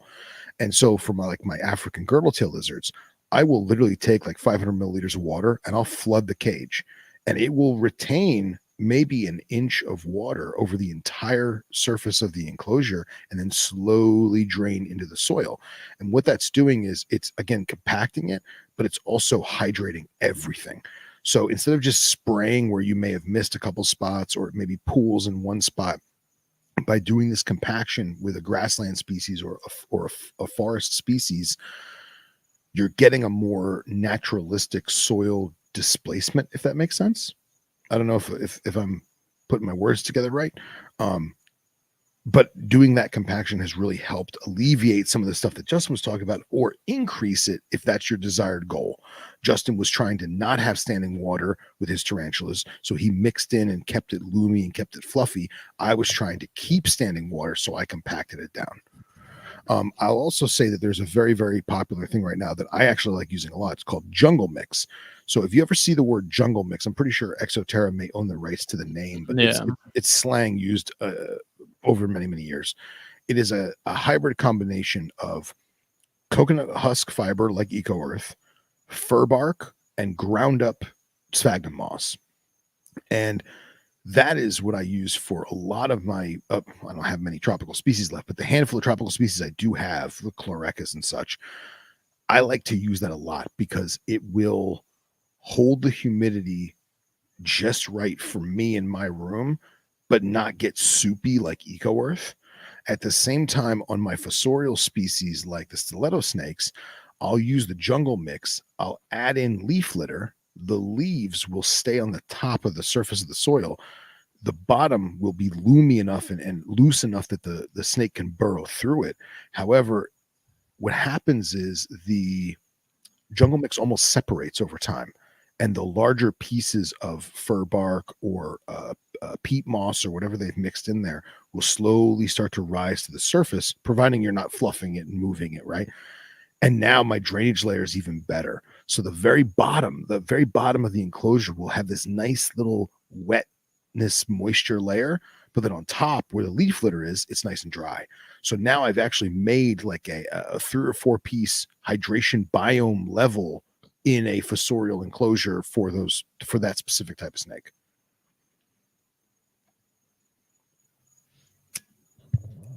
What are you using for this? Okay, so on the screen is a baby neonate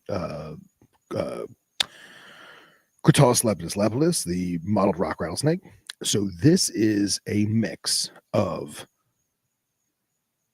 granite stone from Home Depot, pea gravel, jungle mix, oak leaf litter, and you see those small little circular khaki spheres? That's actually bioballs that are used, bioballs from ZooMed, I think, for a paludarium drainage layer. Mm-hmm. So those are actually ceramic pebbles or ceramic balls.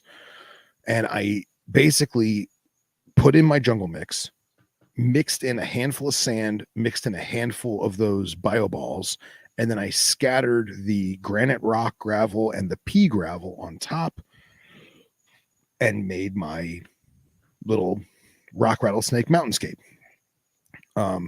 This is the same substrate I use for almost all my rock rattlers. The only ones that I don't use it for are the Malurus.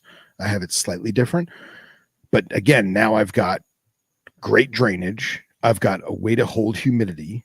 If I want to flood the cage, it drains real quick, but it keeps the humidity up because those stones, that pea gravel, and that granite rock, that's going to dry first. And the snake can always get on top of that if need be, or if it wants to hunker down and nuzzle itself in between those stones and get more humid, it can.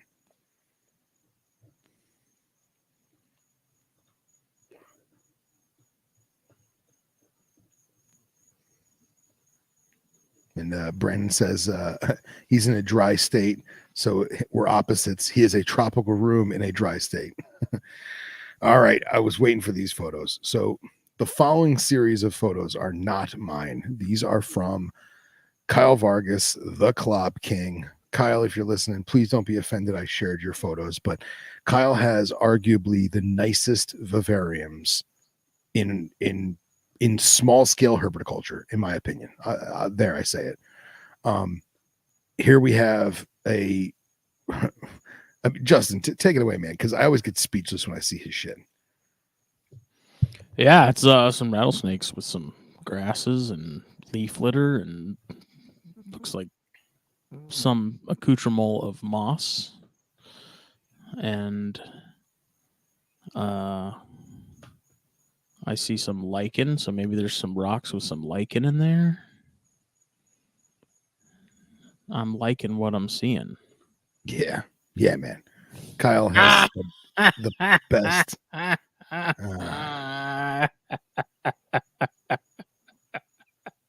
What I miss?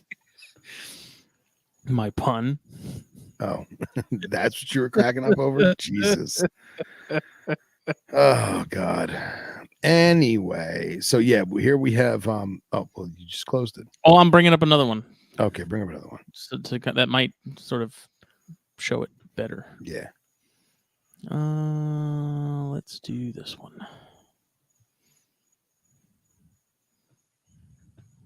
Yeah, so very, grass heavy, but he's also going for that the natural look.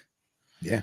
And he's accomplishing it very well. Yeah. So here you've got a banded rock rattlesnake on some stone, with sand and soil and natural grasses planted. So Kyle has the ability, because of the species he keeps are in relatively close proximity to where he lives. He tends to go out to the mountainsides and find natural grasses and natural stone, and he'll actually bring a backpack with him and some garbage bags and gather up some soil from where these snakes actually live, and he'll bring that back into captivity. These are what we aspire as a keeper to do. These pictures are, everyone wants this in their collection.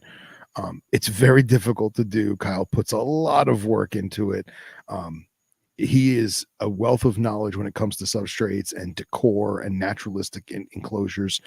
I know that he's very, very generous with sharing some of the techniques and some of the tips in which he, arranges these setups. But I just want to show you how simple you can keep it, or how elaborate you can keep it. And although those enclosures look very, very elaborate, they are still simple in nature. He's using 1 or 2 different types of soils. He's adding a handful of certain rocks, and then he's adding the grasses to help keep that soil together, so that when he does add moisture, whether it be make it rain or mist or what have you, it will drain appropriately and stay together appropriately. Here's another banded rock rattlesnake in a more simple setup. Here we see he's got like 3 or 4 big rocks, a bunch of leaf litter, some grasses planted, and just enough nooks and crannies for that animal to feel secure and be able to do its rock rattler things it does. But at the same time, Rock it's and still roll. rock and roll. It's still maintainable. So very easily he could remove the animal, remove the 3 rocks that are in there, maybe replant the grass, maybe take out some soiled substrate and go from there. Look at those chocolate bands. I know, man, that thing's killer, right? Oof. Yeah, I tried out lemongrass in that persimmon enclosure, and it did really well for a while. It's kind of died off now because I kind of neglected it, but it grew in that tank. It took off no problem. So lemongrass, if you can get a hold of it, I found it at, I think, Lowe's or something for super cheap. And I was like, you know what? Give it a shot. It might work. It might not. I think it was like $3. So not a major investment squandered. Nice. And I've done wheatgrass, and wheatgrass was awesome when it died. It looked so good. And the way that I planted my wheatgrass seed in just straight soaking wet eco earth, no soil, no topsoil, no fertilizer. I did it in my bathroom, which was atrocious for my allergies. That was a horrible, horrible mistake. But the biggest thing with grasses is that they're meant to be grazed. So if you are going to keep lemongrass, or you're going to keep wheatgrass, and you're going to grow it in your enclosure or your vivarium, you need to make sure that you're taking scissors and cutting it, because just like grasses in a stepland or a grassland environment are being grazed on by herbivores, you need to be the herbivore. You need to cut that grass. Otherwise, it's going to get to a certain point, it's going to fall over, and it's going to die. And now we get into the desert stuff. We move into Phil's realm. So here we have a horrible sand that everyone. I know. Here we have a very, very simple sand desert setup. Now, here we have a Pilbara knobtail gecko, a Pilbara knobtail, Nephrus cinctus. This is a female, or is this a female or is this a male? I think have no idea. Scroll over for a second. That's a boy. Okay. That's a gecko, all right. That's a boy. So I keep this setup super simple because this gecko sadly lives in perpetual darkness, and he just does his thing. And I like to keep it simple because they are pooping machines, and people think, oh, it's a gecko. How much could I poop? Oh no, they poop a lot. And people don't realize how much bacteria is harbored in sand.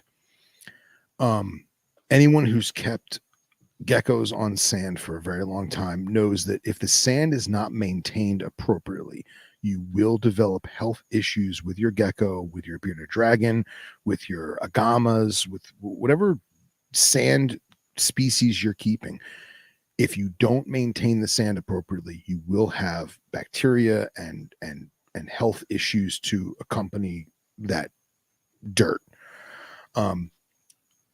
With geckos, everyone talks about you can't do sand, they'll eat the sand, they'll get impacted, and everyone says, well, in the wild they're eating sand, in the wild they're living in the desert. What's the difference? Well, the difference is, first of all, they know what to do and what not to do. They're animals, they have instincts. In the wild, there are things like leaf litter, there are things like dead grass and stone and rock and pebbles and gravel that will prevent them from ingesting an overabundance of sand. In captivity, we don't always recreate that. However, certain species, they are not consuming that level of sand that we think. That doesn't mean that a bearded dragon can't get impacted. That doesn't mean that leopard gecko can't get impacted. They most definitely can. But it comes down to the species at hand, the individual animal at hand, the individual biome at hand, just like we've been talking about the whole night, or this whole episode, I should say, excuse me. With these geckos, I have not yet, knock on wood, I have not yet had a gecko become impacted from consuming loose sand. I also am very specific in the sand that I use. Now, I have no problem with calcium sand. Everyone talks about how bad calcium sand is. And what they're referring to is an old myth that calcium sand is made of calcium. And if they eat it, they'll just digest it. We dust the crickets calcium. I like the T-Rex blue stuff. Yeah, well, honestly, T-Rex makes some awesome sand. I don't know about the blue, but the calcium sand is made from a calcium quartz, and therefore the actual sand granules are very sharp and jagged. Now, if the animal does consume a mass quantity of that, aside from impaction, it has been known to cause internal damage because it is so jagged and so coarse. However, your lizard has to be eating a lot of friggin' sand to get to that point. I use calcium sand with desert species of snake because I know they're not going to be dive bombing it like a insect eater. However, this particular photo here, this is actually Exoterra super fine sand. The finer the sand, the less chances of internal damage you may incur. But again, it's species specific, it's individual animal specific. But what it really comes down to is maintaining the sand. If you do not have a sand sifter and you're sifting out the feces and urates on a regular basis, you're going to harbor bacteria. If you leave moisture in any of these microclimates or these little nooks and crannies where moisture wants to be kept, and you want to spray underneath the cork bark and you want to spray underneath the rocks, that's great. But the bacteria is going to fester and you're going to develop health issues. I am very, very keen on changing out sand at least every 3 months. Now, that does not mean, oh, I only sand sift every 3 months. No, I'm sand sifting at least once a week. However, I'm going to dump all that sand at least every 3 months. And I know that can be expensive. You can go longer. You can not do it at all. It's entirely up to you. You're your own keeper. But for me, because of the experiences that I've had with sand harboring germs, I prefer to dump it at least every 3 months. I'll get a garbage bag. I will literally just turn the tub or the enclosure upside down. I'll get a dustpan and I'll scoop out all the sand with a dustpan. And you don't have to get every single granule, you know what I mean? But the majority of it, you're going to want to discard because of everything that's going to be harbored in that sand. Yeah, the only thing I kept on sand, really, at least in recent years, was mostly desert scorpions. Yeah, and even them, people don't realize how much something as simple as a scorpion can have waste. And you'll see the discoloration in the sand. You'll see the white streaks of their excrement smeared on the outside of the enclosure. But again, just because you have a sand enclosure doesn't mean that you're going to fall into all of the folklore that it accompanies it, if that makes sense. Mm-hmm. You also see that this gecko is sitting on a beautiful rock. that is actually not a rock. That is actually a piece of cork flat. I like using cork flat in desert enclosures because if I spray the underside, it will retain the humidity because it's cork. However, the top, it gets super dry and I'll throw sand on top of it. And if I spray that sand will solidify and it'll turn almost into like a very soft, stony texture.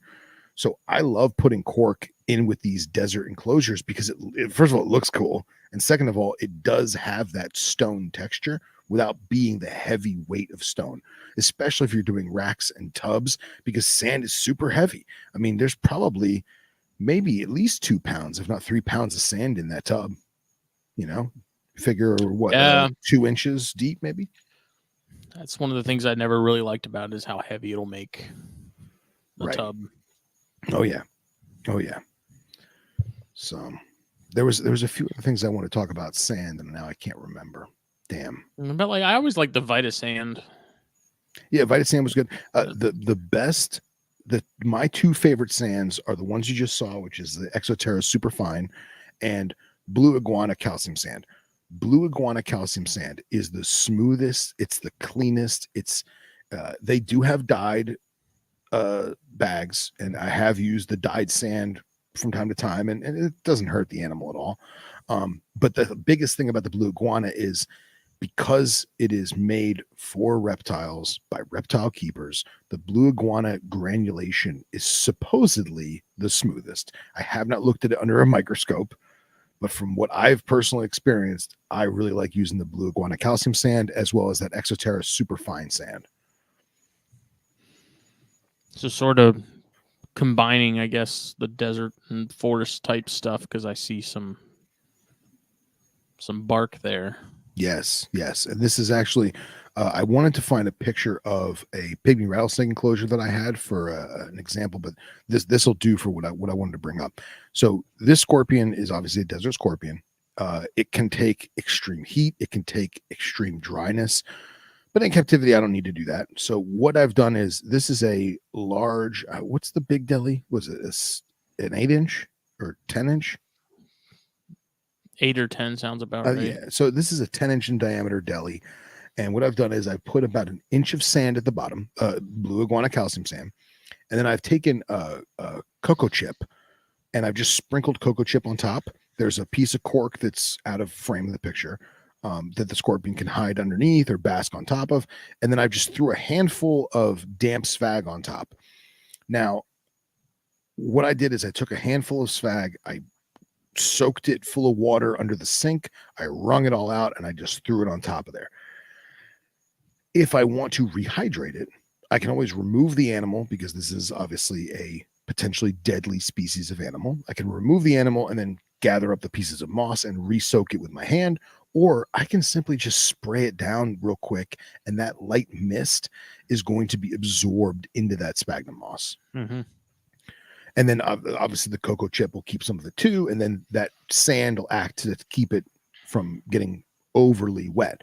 Now, I've done a very similar thing with dusky pygmy rattlesnakes, and I don't know if this is indicative of that species or if it's because they are so heavily keeled scaled, but I had a point where I wasn't paying attention, and one pygmy knocked over a water bowl.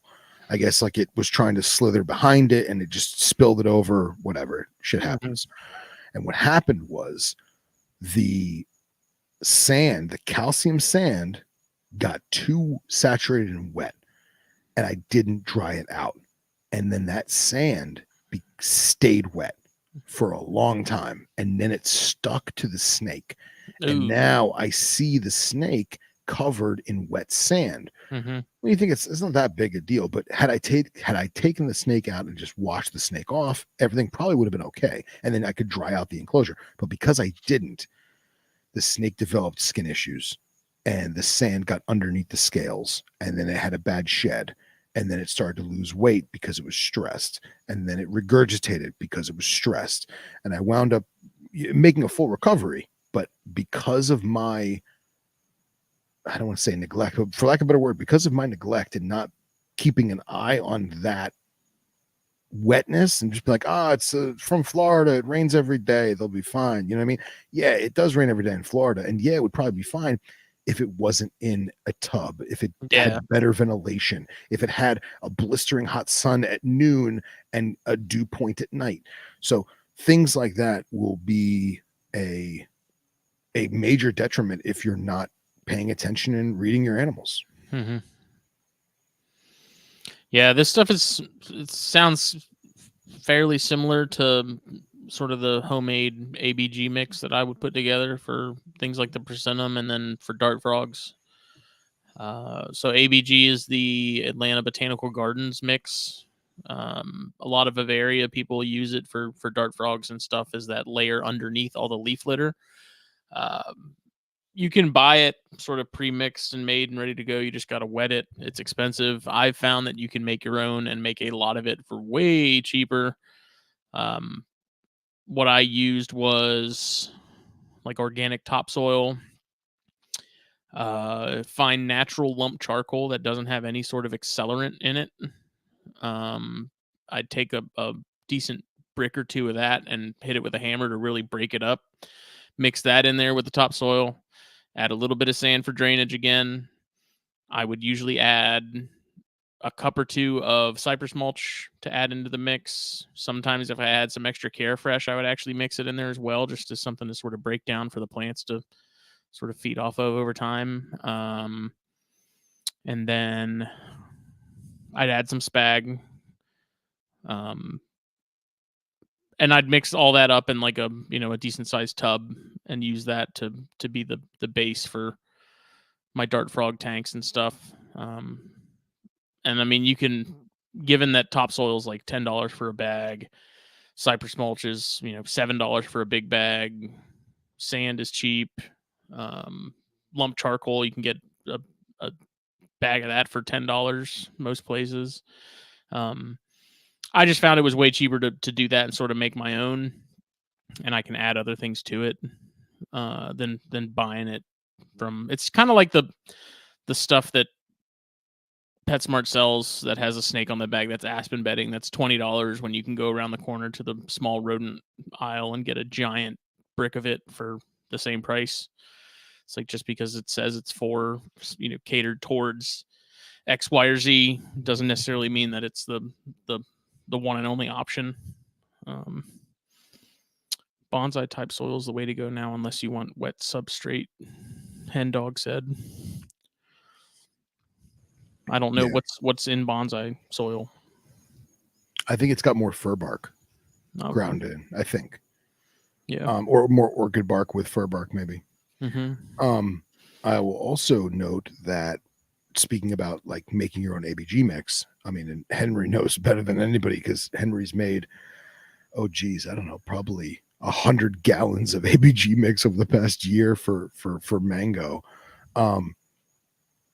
When you source your charcoal and things like that, you got to wash it because you'll have black dust that you don't want in your enclosure. You'll also need to be very specific as to what it's been touched with. If it has pesticides, if it has soaps on it, if it has anything of the sort, you're going to want to get that off. I will also, going back to sand, is people always say, well, can I use play sand, sandbox sand from Home Depot or Lowe's or whatever? I have no problem using sandbox sand as long as it is super dry. For whatever reason, play sand soaks up humidity so fast and it just gets funky and has a gross smell to it, and you don't want your animal living in that or sitting on that. Sand holds bacteria really well. Yeah, just so well. So anytime you buy play sand for an enclosure, let's say you're doing a big bearded dragon setup or you're doing Ackie monitors, and you say, you know what, I don't want to buy 10 bags of blue iguana at $20 a pop. I'll just buy play sand. That's cool. That's fine. Just pour it out into a basin, let it dry. If you want to put it in your oven, if you want to set it out in the sun on a hot sunny day, do that. Just try and get it as dry as possible. I also like to take my sand sifter and sift my sand sifter through the play sand and see if there's any clumps of stone or clumps of rock or what have you. And you'll also be able to find the moisture, just like kitty litter. So the same way that we scoop our sand sift, our desert enclosures like we do kitty litter, if you do that with the play sand, you'll find if there's a wet spot, in which case you could break it up with your hand, maybe put those wet spots on top so they eventually do dry and kind of go from there. Henry and I had an acquaintance who convinced us to buy silica sand. Now, silica sand is very cool. It is the same texture as play sand. It's a little more granulated, but it's made of synthetic silica, and it is very absorbent. It doesn't have any dust, but it is very bad if the animal consumes it. And I have It's seen the some same stuff that they have in those little desiccant packets. exactly. I mean, I don't think it's not exactly the same. I'm sure they put more chemicals in those packets, but yeah, you can buy silica sand from Home Depot or what have you. I would not recommend that. Do not use that with your animals. I know some of the guys use it for some of the cerastes because they like to watch it like burrow in. It makes it a lot easier for the animal to burrow in the sand. Don't buy that crap. Just buy regular sand. Brandon Valentine wants to know about excavator sand.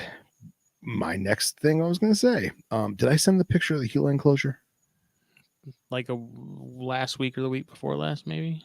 No, not that one. My old one, the big one. No, I don't think so. Let me try and send that while we're talking about it. Justin, do you have any words about excavator sand before I dive into that? My only time that I've used that was with dune scorpions, and it was awesome because the dune scorpions dug their little tunnels in it, and it held great. But because they were in like a critter keeper, it was like an ant farm almost. You could see, the tunnel and the little hidey hole they made, and Yeah, that's super pretty cool. That stuff was fun. I never really had much of a use for it outside of that, and I think the only reason I used it for those dune scorpions was because I just happened to have some on hand. I got it with a tank I bought off Craigslist or something, I think, but that was also 15 years ago or something crazy like that. Oh wow. So Well, I like excavator sand as long as you know its capabilities and its limitations. Excavator sand, for those of you who don't know, is a clay-based sand produced by Zoomed for the sole purpose of a desert species to burrow and excavate. That being said, while I try and find Smitty this other picture, that being said, it can be very dangerous, especially if the animal ingests a lot of it. So excavator clay is stone rough. It's not as dense. It can be broken with your hand if you're really strong and you squeeze really hard. But when it's wet, it turns into, dare I say, just wet sand. It just feels like wet sand. So you can mold damn near anything you want out of it.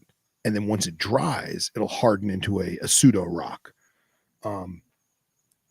I was weary about using it with lizard species because if the clay got wet and the lizard put their foot in the wet clay and then it hardened onto a lizard's fingers or digits, it in theory could cut off circulation.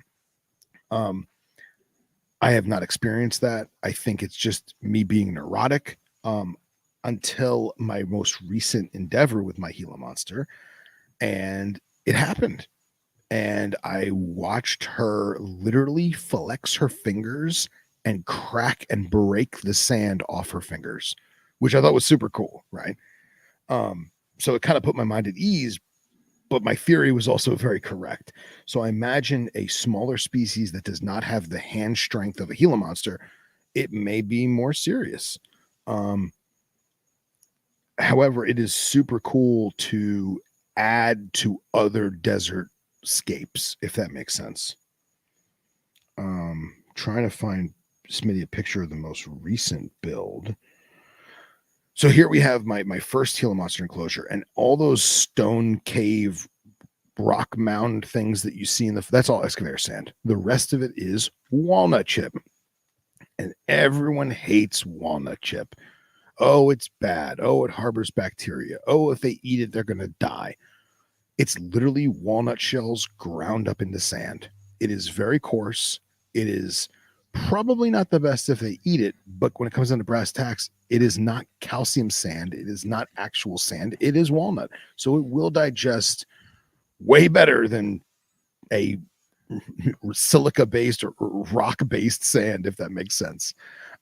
I like to add walnut chip to other sands to add texture, to add dryness.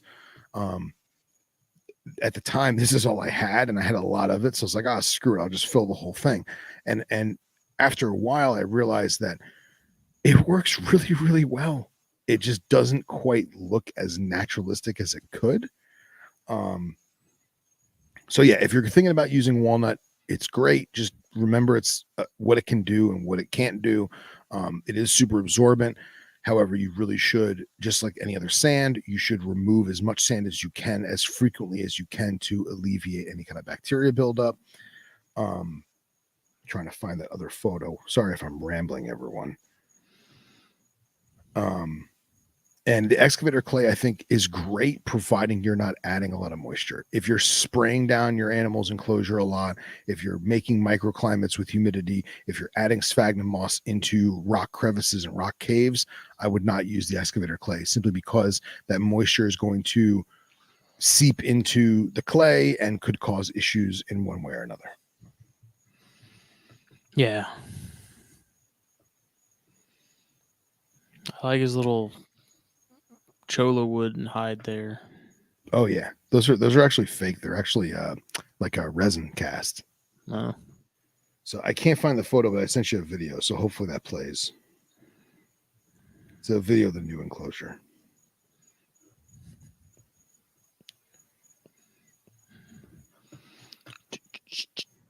And hopefully my long-winded explanation of excavator clay is helpful to Brandon in some way.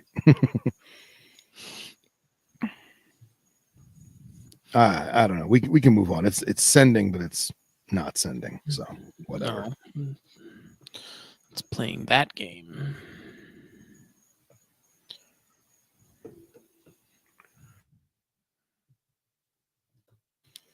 Is there anything we may have missed? Have you ever used like Reptile type cocoa block kind of stuff? I have, and I don't prefer it. I know the boa and python guys love it. It is versatile. It is great. They make a great, like, Reptile is a fantastic product. They really do make a great product. I can't speak highly enough about it. For my room, for my animals, it is not conducive to my desert room. I've never used it. For those listening, basically it is coconut shell, like cubed, chopped up and ground up into cubes or chips, and they sell it in a compressed brick. And just like the Eco Earth, when you wet it, it expands and turns into a mulch, if you will. It's great if you've got big 6-foot enclosures, 8-foot enclosures, and you need to just fill it full of clean, sterile mulch that doesn't have bugs and doesn't have chemicals and doesn't have anything else growing in there, fungi, whatever. But for me and my desert critters, it's too much humidity for me. I don't think it's as absorbent as it is made out to be. I feel like when an animal, once it's dry, if an animal soils it, it's going to hold that moisture in a negative way.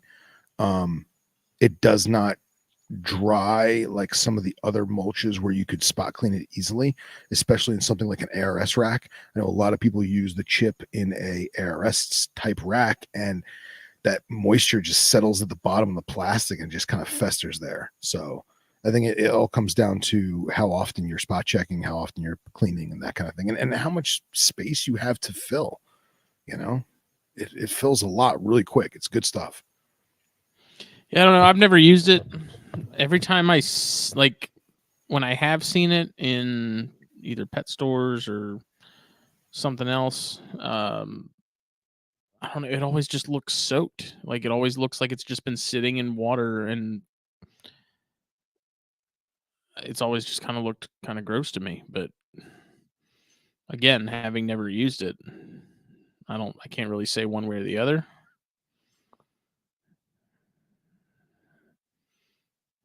I'm looking at it right now. I don't know. I just realized that video I sent you was the wrong video anyway, so whatever. There's a reason it's so popular. Yeah, agreed. Yeah, if you're a boa, if you're a boa person, red tail boas, Amazon boas, if you're a ball python person, dude, Reptile chip, like shit's great, right? Just be mindful that it will stay funky if not taken care of. I think if I had to choose between that and cypress mulch, I'd still probably end up going with cypress mulch. Yeah, but I think it also it's indicative of the species you're keeping. You don't keep, boas like that. You keep but I do think that I can achieve the same results with cypress that I could with that. Yeah, probably. I don't know. To each their own, man, right? And price wise, I mean, it's not even really a contest. Cypress mulch is cheaper. Yeah. If that's what we're basing sort of some of these options on. True. Very true. Because that's like looking at this, they have that forest floor stuff that ZoomEgg makes, and I'm pretty sure that's just cypress mulch. Little ass bag of that's $10. You can get a freaking cubic yard of it for $7 at Lowe's. Yeah. Oh, I will say this too. Anybody who gets plantation soil, I tried plantation soil as well. From what I've gathered, and somebody correct me if I'm wrong, plantation soil is basically eco earth that's already fluffed up. Yeah. It is super dusty and it is solely meant, in my opinion, for stuff like frogs and toads, where you're keeping it constantly soaked, because the minute it dried out, it was like a dust bowl. Mm-hmm. So, I mean, if you're keeping fire salamanders or you're keeping Pac-Man frogs, then hell yeah, plantation soil works great, as long as you're keeping it super saturated. Yeah. I think, I mean, with the majority of this stuff, dust is going to be a factor regardless. Like, I don't think you're going to find a substrate that, even if they claim it's dust-free, I've still yet to find a particulate substrate that is completely dust-free. No, agreed. It's just that plantation soil, if you dump it into a bowl and just blow into it, holy crap. Yeah. It's rough. But again, I've never used it. I wasn't sure if you had. What about orchid bark? Have you used that by itself, or you always sort of mix that with stuff? I always mix it with stuff. I'm not a big fan of like chippy stuff. I think it looks really good when it's mixed with other things. I've put orchid bark as a what's the word I'm looking for? As a additive to leaf litter for some of the fossorial stuff. Mm-hmm. If I throw a bunch of oak leaves in, I'll throw orchid bark on top of that as well to kind of trap some of the humidity down. But I don't know, when I feel like if I just use orchid bark, it looks just like Reptile chip type stuff, and it's not the aesthetic I'm looking for personally. I don't know. A lot of options out there. You just got to figure out which one works best for your room and your animals. Yeah. And hey, Ryan Cox into the group. Better late than never. Good to see you, bud. Look at that. Look at that guy. Look at that guy. I'm still team puppy pads when it comes to chondros. I don't know, man. I just like I've come to the conclusion that personally, I think keeping chondros in like a naturalistic or Bavaria type thing just doesn't jive. You prefer just sterile? Yeah, I mean, there are people that keep chondros like that. I mean, the zoos do it, no issue. I am of the opinion that you're just making things harder for yourself. Well, I do feel like too is you live on the coast in the South, you have a natural high humidity. If someone like Brandon, who lives in Arizona, if he wanted to put a jungle mix type substrate on the bottom and still keep his synthetic perches, I imagine that would dynamically increase the humidity and make things slightly better overall. He's just going to have to spot clean and not use the puppy pad or paper towels. You know what I mean? Yeah. Most of the time when I see people keeping green trees in like natural setups, they have it decked out with like a fucking fogger, and like they're trying to make it like A jungle. Yeah. jungle. And it's like, Yeah. if you do any sort of reading on chondros and where they come from, like that ain't it. Like, Right. they're not it's not a basin, it's not a northern emerald. Like, they're not experiencing the same environment that those things are. It's Agreed. not nearly as jungly as temperature and humidity wise as people think it is. Yeah. I'll also bring up, Ryan Cox says that, he bets that Swag would probably work okay, but the puppy pad just works for him. Using sphagnum moss as a complete substrate on its own, obviously it's fantastic for amphibians, providing they don't eat it too much, like a Pac-Man or something. But sphagnum moss is naturally antimicrobial, and I believe it's also antifungal to a certain degree. Obviously, I would never do this with amphibians. Please, I'm prefaces this. Don't ever try this with amphibians, but certain species, I've actually soaked my sphagnum moss in chlorhexidine solution just to make sure that there was no bugs, no nothing, because I got it from a shady nursery. You know what I mean? And that in itself, chlorhexidine is antifungal as well. So you're just doubling up. And obviously, once it dries, you're going to have to rehydrate it with water. But sphagnum moss works great, providing you're keeping it moist. Yeah, Ian Bassell at S&J, when his female chondros are laying, he gives them, like, he makes their substrate basically as dry spag so that they don't have to really worry about figuring out where to lay. They'll just go under the hide that he provides and do it. So nice. Seems to work well for him. Yeah, guides him in the right direction. Mm-hmm. But I've got like the Jansenii and all the rhinos and the persimmon. Those are all on just straight cypress. If I was going to do a substrate on the chondros, it would be cypress.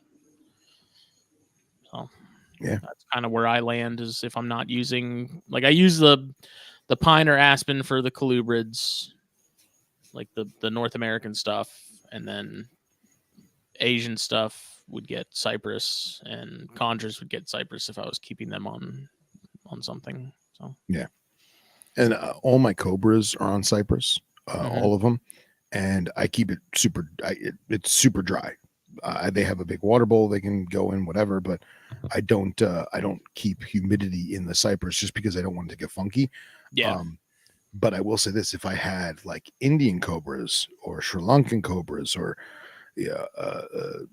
Sputatrix or Siamensis or something like that, I would probably do the same thing. And like what Henry and I used to do with the Siamensis that we used to keep, we would take a bottle of water and obviously occupy the animal, remove the animal, what have you. And I would just pour in the bottle of water in like the corner of the enclosure.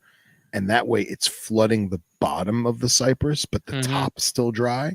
And that way, when you put the snake back in, or the snake comes out of its trap box or hide or whatever you're doing, obviously be safe about it. It's a freaking cobra. The top layer is dry where the animal's sitting, but the humidity is there because the bottom layer is staying moist. Right. So. Well, I think we covered. I had a little list going. We covered pretty much everything I had on it. So excellent, good stuff. And obviously, everything we talked about tonight, boys and girls, is not the end all be all of substrates. We're always learning. We're always adapting. Always trying to make things more interesting and better for aesthetics, as well as obviously the husbandry of the animal. So. Yep, and personal preference.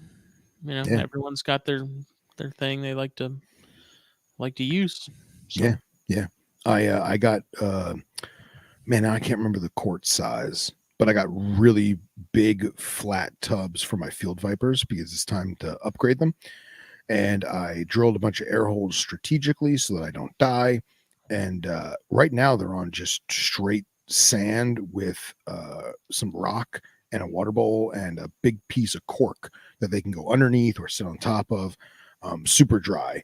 But I leave the water bowl in there so that they really want to drink, they can. I don't think I've ever seen them drink. So I just let it evaporate. When it evaporates, I add more, just kind of like what I do with the sub box. But I decided I'm going to try and add some eco earth to the sand in these bigger tubs, just because I don't know how the airflow is going to be just yet. But I'm going to try and make some video and try and post some. And I got some fake plants I'm going to put in there, and I'm excited. Nice. Yeah. It's all about the dirt, baby. All about the dirt. Right. Not all dirts are created equal. Yep. Well, this episode was brought to you by BlackBoxCages.com. Check them out, Facebook, Instagram. Get yourself a rack. Get yourself a cage. You like one or the other? Awesome. You like both? Get both. Use the code THN at checkout. Save yourself 10%. If you're in the general Southeast region, you can do a pickup option. Save yourself on shipping and just go grab it yourself. Get more bang for your buck if you just go get it. Also, using the code THN at checkout on fulviusapparel.com, that is 15% off just for listeners and viewers like you. Black Friday is approaching. It's crazy. Ooh. It's like, again, like this month has just flown by. Is Fulvius Apparel doing a Black Friday sale or a Cyber Monday sale? I'll probably do something through like the weekend. Doesn't have to be one or the other. Cyber Friday. How about that? Black Monday. Nice. I don't know. We'll figure it out. But check that out. Also follow me on Facebook and Instagram for that. Stay in the loop. Been planning to do some sort of giveaway or something too at some point, probably by the time the year is up. But Puget Sound Pythons, check it out. I was just talking to Jeff the other day. They've got a lot of stuff planned as far as pairings and whatnot. So please stay in the loop with that on their Facebook and Instagram page. Go hunt them down on Morph Market and follow them there. We are going to be back for THP on Thursday. I know I said we were last week, and it didn't happen because I had something come up. So I had to kick it down the street a little bit. But we are going to be back Thursday. Andy Middleton is joining us. Excellent. We haven't had Andy on in a while. We're talking about it. Man. Yeah, he's like, I haven't been on in like 2 or 3 years. I'm like, has it really been that long? Doesn't seem like it's been that long, but dude, love that guy, man. Gotta get him time on. flies. Yeah. So, You're gonna do a Thanksgiving episode where Jake bastes a turkey with his feet? oh God. I hope not.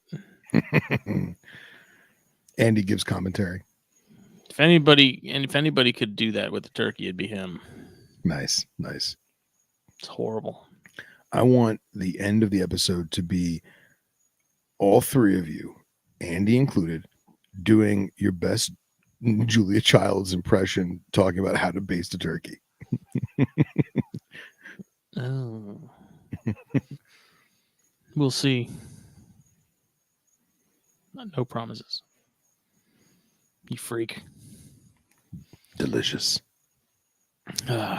Cold-blooded caffeine. Also check them out. Yes.